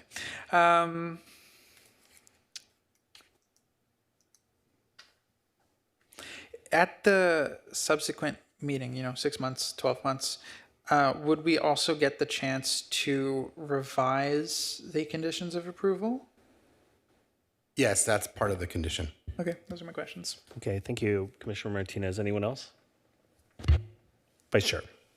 I just want to clarify that Mr. Chair's question to Chief Lawrence on the big three, big bad holidays. Yeah. Was it your intention that, were you asking whether it would make things easier on PD if those days were not open, or if those days were not open to minors? Minors. To minors, okay. I just want to clarify that. Yeah, so 18 to 20 excluded on Halloween, New Year's Eve, and 4th of July. Right, okay, thank you. Okay. Yeah. Anyone else? Questions for staff? All right. Seeing none, I'll go ahead and close the public hearing. And before we move on to a motion, I think we could probably do a little bit of a temperature check just from all of the components, facets, if you will, of what's being asked and what's being asked to be omitted. So if I may, I'll take things one at a time. And if you'd like to raise your hand or jump in with thoughts that's, in support or whatever, we can just take things one at a time, hopefully move quickly through this. With off the bat, accepting staff's recommendation for approval with the following modifications or just clarifications to yes, allow dancing. Is anyone not in support of that for any, and why? All right, I see none. To allow for the 8 p.m. open. Does anyone object? Okay, seeing none. Does anyone object to excluding 18, 19, and 20-year-olds from participating in events on Halloween, New Year's Eve, and 4th of July? Seeing none. Does anyone object to a 6-month and a 12-month review? I would say that implying that if we start out with the 6-month review, we can also have the option to omit the 12-month review, but we can keep it should we need it. Anyone object? All right, seeing none. Allow for being open on Sundays as requested. Is that okay? All right, seeing none. Allowing for 18 and over for specifically 1 day a week, which is currently earmarked for Thursdays, except for in the event that there's a special event, at which point the applicant will go apply for a special events permit, thusly waiving the 18-year-old requirement for another day, and that'll be figured out by staff. Does anyone object to that? Commissioner Martinez? Yeah. Your mic's off. Since I'm the closest to that age, I figure I'll speak up. We really don't have many options for things to do late at night. Having experienced that, recently. This is the one thing where I'm like, I would honestly prefer to keep what the staff recommendation was, just keep it open all the time for 18 to 21-year-olds. I wouldn't vote no if it was included, but I would hope that after 6 months, maybe with more information about how those Thursdays have gone, after the 6-month review period, that could be changed. That's why I asked that question. But yeah, there's, people who are from 18 to 21. Not we anymore, but yeah, you're 22 now. I wanted things to do. So this is the one item where I'm like, I would prefer it not be in there, but I wouldn't. I don't know if it's included. I can understand that sentiment, and I think that the 6-month review period is a good time to revisit that. And again, with what Director Drapkin mentioned, the conditions of approval are open for redesign at that point. This just seems to be the more cautious approach to allowing for a use like this. And I'm happy to hear anyone else's thoughts. Vice Chair. I agree with Commissioner Martinez, if I understood correctly. Dancing, expanding the hours and days. Dancing because the government, that's silly. I think we all, whatever, I don't know what the history of that. But expanding the days and the hours, I am comfortable with because this is an existing club that's been there for 10 years. There's been no problem. The complaints we have heard about from the public are about either different existing bars or bars that are no longer there. Not this one. So expanding the hours and days of this one, and the fact that PD seems okay with it, given the recommended changes. But SB 793, I don't know what the intent behind that was. The way I think most of it understand it is that so you can have 18-year-olds come to a show, a music venue. This is a nightclub. This is a total nightclub, open till 2 a.m., the very limit by law. Inviting 18, 19-year-olds into that sort of environment makes me nervous. Gotcha. So just to clarify, Vice Chair, the idea being to as you're parsing those out, it's the type 90 transfer that makes me a little nervous, I think. Okay. So do you think that the cautious approach to allow for that one day is the reasonable approach, or to omit it altogether? I definitely think it's in the right direction, but I'd like to hear from my colleagues. Okay. Commissioner Andrade. Yeah, I'll actually share, I invite everyone to check out UCI's latest poll. They did a poll on brain drain in Orange County in general. And aside from the obvious lack of affordability on why people are leaving Orange County, some of it is actually lack of entertainment for our rising workforce and our future leaders. So I think I'm definitely open to considering an evaluation. You know, I understand maybe being cautious for the first eval, but just allowing an opportunity for entertainment in our community. Gotcha. And I can certainly understand that. I mean, it's not everybody who, finds, some stellar enjoyment in going to a planning commission meeting on a Monday night, I'm sure not everybody does. But I can understand that. Commissioner Rojas. Just want to get clarity on this one, because are we saying to limit it to one or open the floodgates? And then the secondary question is asking the chief his opinion on it, because it was my understanding that he had said, okay, maybe a compromise is limited to one and let's see how this goes. But I would defer to the experts, that are subject matter experts by all stretches of the imagination, to see what their opinion is on this one, because they're the ones that are going to deal with it. You know what I mean? They're boots on the ground. We're up here on the dais, but these guys are the guys on the street where the rubber meets the road, and I'd like to see what their thoughts are on it. Yeah, absolutely. I mean, we can open up the public hearing again to ask PD for clarification. The way that I understood it was to allow 18 and over, so 18, 19, 20, and then everybody else, 1 day a week on Thursdays.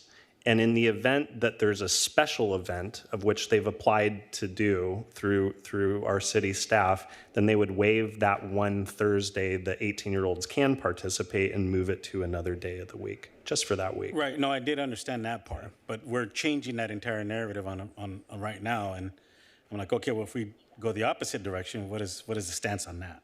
That's what I'm asking. Okay. If you have questions for PD on clarification, we can open up the public hearing again.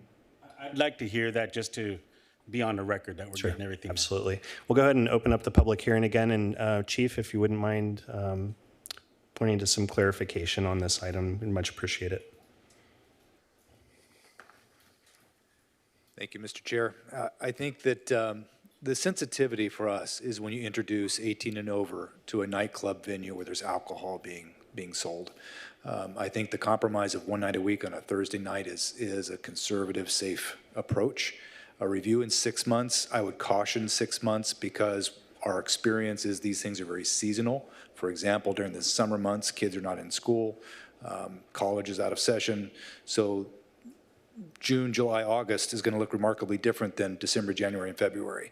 So I think the 12-month review is actually going to be more practical for us. But I think I'm of the opinion that with our concerns, if we watch it and look at it in 6 to 12 months and have those reviews, it'll be good for us to take a good look at. Outstanding. Thank you. That's exactly what I wanted to hear. Thank you very much. Okay. Thank you, Chief. I'll go ahead and close the public hearing again. We'll continue on with the conversation. So Commissioner Rojas, that answered your question, just to Did, clarify? and just to state my position on your question earlier, then I would definitely take that advice into consideration. I know we want to open it up and provide entertainment for youth. I'm not against that at all in any shape, manner, or form, but I also agree with the cautious approach, and I think that's a very acceptable position. And I share in your sentiment as well. Thank you. So moving on, there was some discussion about modification to the existing conditions of approval, number 12 and 13. It's on page 7 of the resolution packet. The first one, which is number 12, Mr. Ayaz requested to exclude in its entirety, which is to say, customer and employee parking shall occur on site and shall be prohibited on any other privately owned lot or private street not associated with licensed premises. If parking problems arise, the operator shall institute appropriate operational measures to eliminate issues within 30 days to address the problem. To my understanding, it was, I guess I didn't understand it completely, but that this is somehow redundant given the licensing. But I'm happy to hear anyone's thoughts because I think I may have missed part of this. But to me, on its face, it seems like a pretty decent condition. So anyone like to weigh in? Commissioner Martinez. I think the applicant was referring to AB 2097 with this, and this reads as if we are requiring a certain amount of parking, which is not allowed per state law. So by removing this, I think we would be either in compliance, more in compliance with AB 2097. Okay. I think I'd like to ask staff about this, so I'll go ahead and open up the public hearing again. And Director Drapkin, could you weigh in on clarifying what you believe the applicant's representative meant by omitting condition number 12? Sure. I can't speak for the applicant, but I can speak for the condition. If you read that condition specifically, it is a carryover, and it was designed more than likely to account for the concerns that some of the neighbors had in regards to parking on private streets and parcels. So I would suggest that if you wanted to modify that condition, that would remain to from the perspective of no one should be parking on private streets or private parcels anyways. So it makes sense to keep. Okay. However, if you wanted to clarify further that customers could park in the public right of way, that would be okay, or modify it any way that the commission feels suited to be fit. But I would recommend leaving it from the perspective of that catch-all for the adjacent residential area that is privately owned. Gotcha. Do you interpret that there's any infringement upon 2097 given the language of this condition?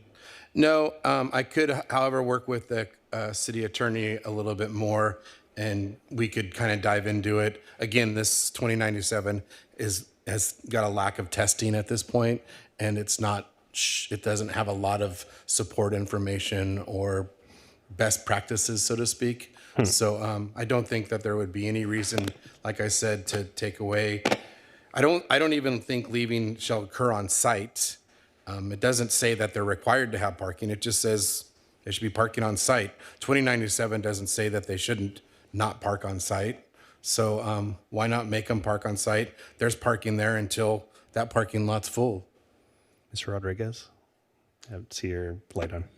Thank you, Chair Arath. I was going to kind of offer a similar comment as what Assistant Director Drapkin did, which was maybe focusing on the requirement for the on-site parking. I think as I understood the conversation earlier, there was some concern about being forced to provide all of the parking on the project site, whereas maybe this condition is speaking more towards protecting the rights of other private property owners in the area and making sure that this business operation isn't infringing upon those private properties.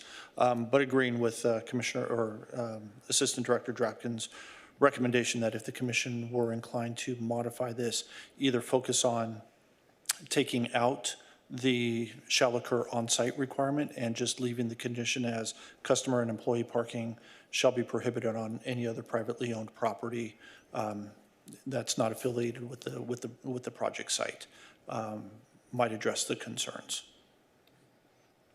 Great. Thank you so much for the clarification. I appreciate that.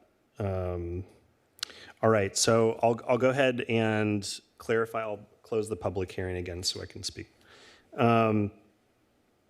The idea being that we keep the majority of condition of approval number 12 intact, excluding the shall occur on site provision, keeping everything else so that it reads something along the lines of customer and employee parking shall be prohibited on any other privately owned lot. Are there any thoughts after that modification to the condition? All right, seeing none. Moving on to condition of approval number 13, there was a request to remove the last sentence. I believe it reads, the required parking spaces shall be exclusively available to the proposed arena OC at least 30 minutes prior to the opening of the venue for business on the approved business days. Any thoughts on that? I have no major concern with that, omitting that section. Thoughts? All right, omit. Okay. Any other thoughts before we move along? All right. So I'll go ahead and make the motion just because I've been keeping scrupulous notes, and unless anyone else wants to read it, I'll just make the motion. So the motion is to adopt a resolution to find that the project is categorically exempt from the provisions of the California Environmental Quality Act, CEQA or CEQA Guidelines, Section 15301, Class 1 existing facilities, and approve minor conditional use permit ZA 22-35 based on the findings of fact and subject to the conditions of approval, and make a determination in support of a finding of public convenience or necessity for a new Type 90, quote, music venue ABC license with the following modifications. Clarification to say allowing dancing, to allow for the facility to open up at 8 p.m. as requested, to exclude 18, 19, and 20-year-olds, or anyone under 20, basically, on the nights of Halloween, New Year's Eve, and the 4th of July. To reinforce any language as necessary to include a 6-month and a 12-month review. Clarification to support allowing to be open on Sundays. To also allow 18 and over just 1 day a week on Thursdays, with the exception of any special events permit that they've applied to with the city that may take place on a Thursday, at which point an alternate day will be picked for that week for the 18 and over day. Regarding condition of approval number 12, to omit the language shall occur on site and, such that it reads customer and employee parking shall be prohibited on any other privately owned lot, so on and so forth. And finally, condition number 13, to remove the last sentence that reads, the required parking spaces shall be exclusively available to the proposed arena OC at least 30 minutes prior to the opening of the venue for business on the approved business days. Is there a second? Seconded by Commissioner Rojas. Thank you, Commissioner Rojas. I'll start out by saying that I think that this is an exciting proposition to take advantage of a new Type 90 license here in the city. I think that this also gives an opportunity, albeit a cautious opportunity, to younger folks within our community to start taking advantage of music, because we are the city of the arts, just generally speaking. And arts do include music, and so much the better for more people to enjoy music if they can. I think that it's a good project, and for any of the concerns that I heard about parking, A lot of that is totally moot given where 2097 is. So we're not in the habit, at least here, of being able to enforce the minimum parking standards, or just parking in general. I do believe that at a high level,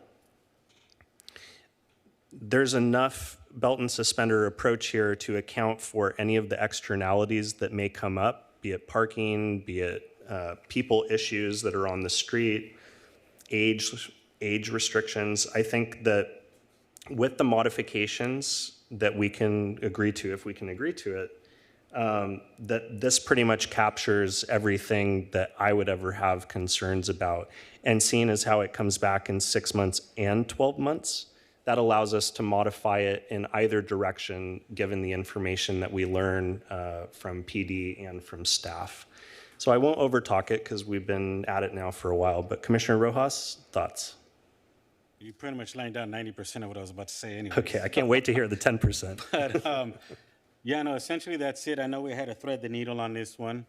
And, you know, I caution us to make sure we stay on the right side of, you know, the thin line between hardcore and foolishness.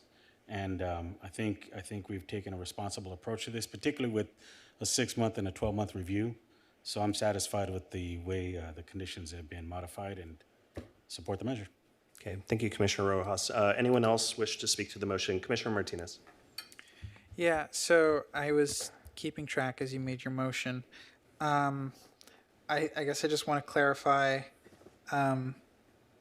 Sundays and holidays for days that the business is open, additionally to what it's permitted now. Yes, clarification. So they will be allowed to be open on Sundays and every single holiday except for Halloween, New Year's Eve, and 4th of July for 18, 19, and 20. Okay, yes.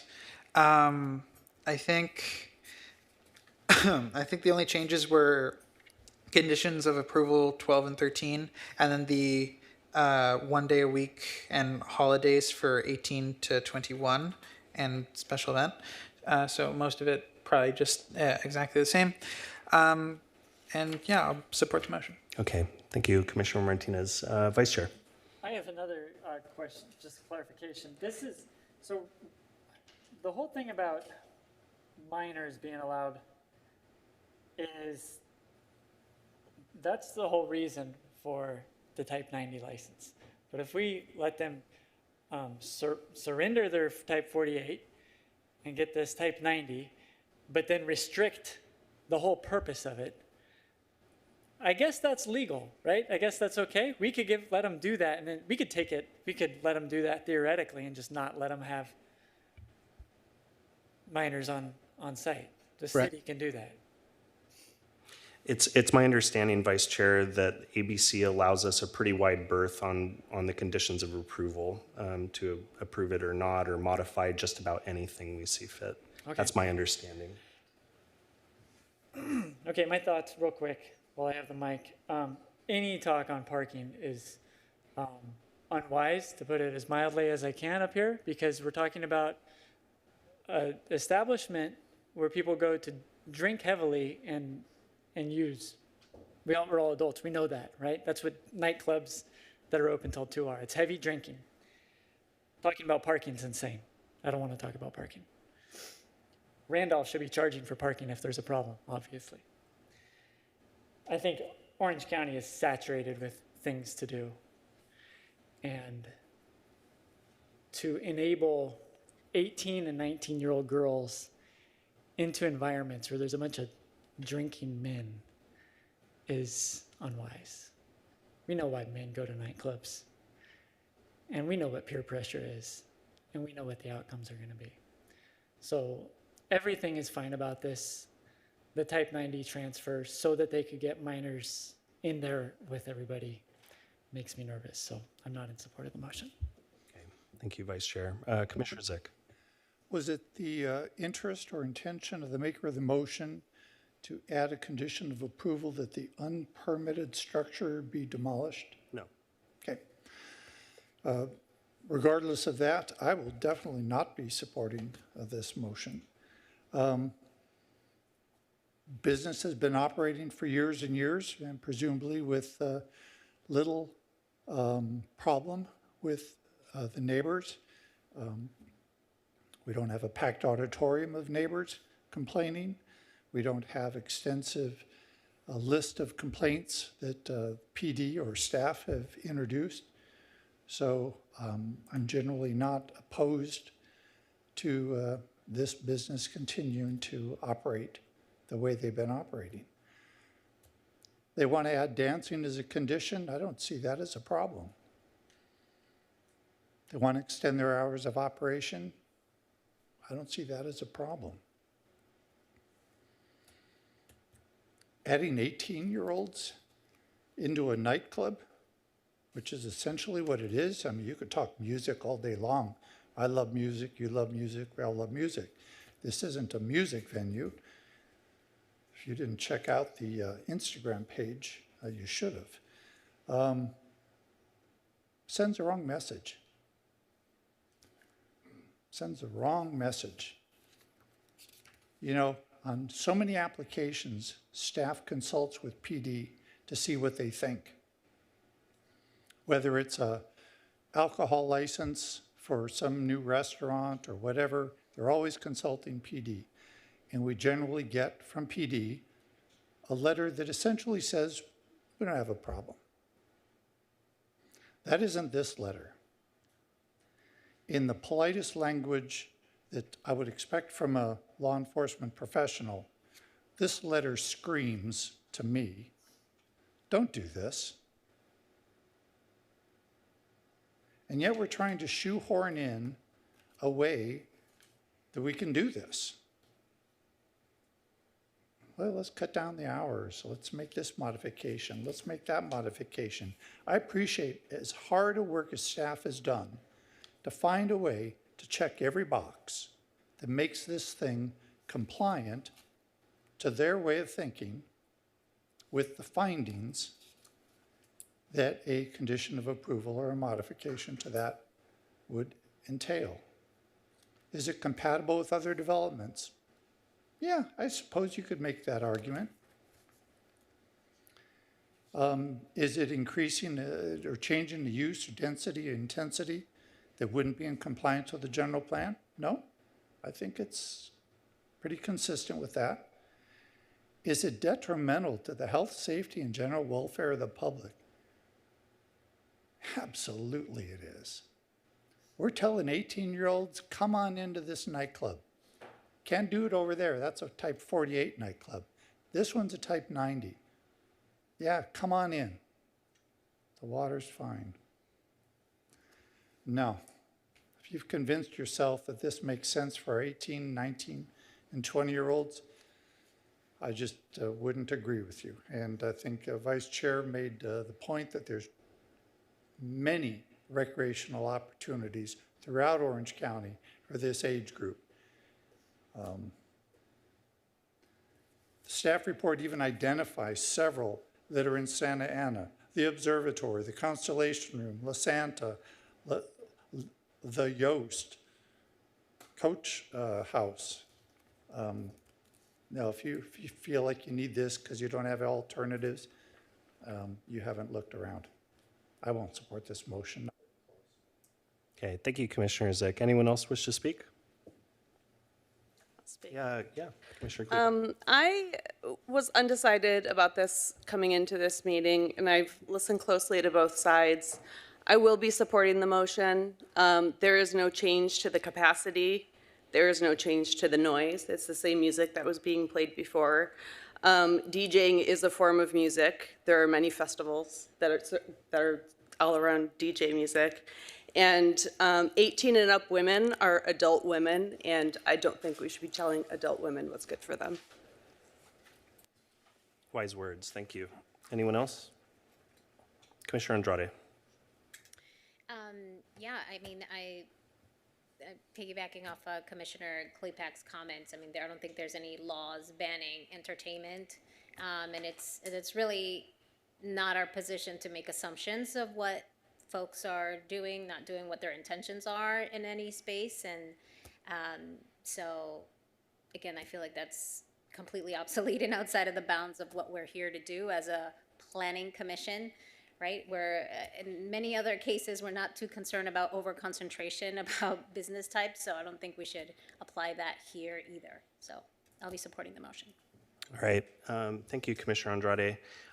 Before we move things along, I'll just very quickly address some of the concerns that a couple of my colleagues have expressed up here, and saying that I do understand what some of those concerns are.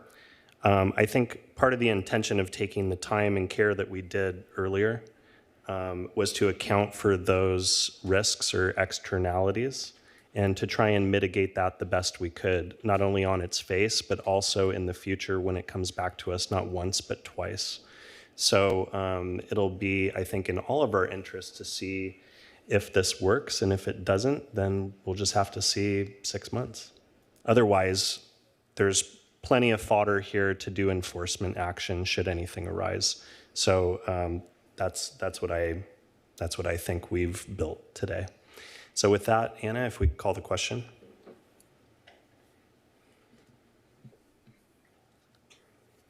That motion carries 5-2 with Vice Chair Toller and Commissioner Zick voting no. All right, thank you, Anna. That decision is final unless appealed to the City Council within 7 days. Good luck. That brings us to old business, new business. I see we have neither, so we'll move on to departmental reports, starting with Mr. Yang. Thank you, Chairman Arith. No reports for Public Works. Thank you. Okay, thank you. City Attorney's report, Mr. Preziosi. No report, Chair Arith. I'm sorry, I missed Director Drapkin for the Development Services. None, and no offense. All right, thank you. Thank you for joining us this evening. We'll now adjourn the meeting. Thank you.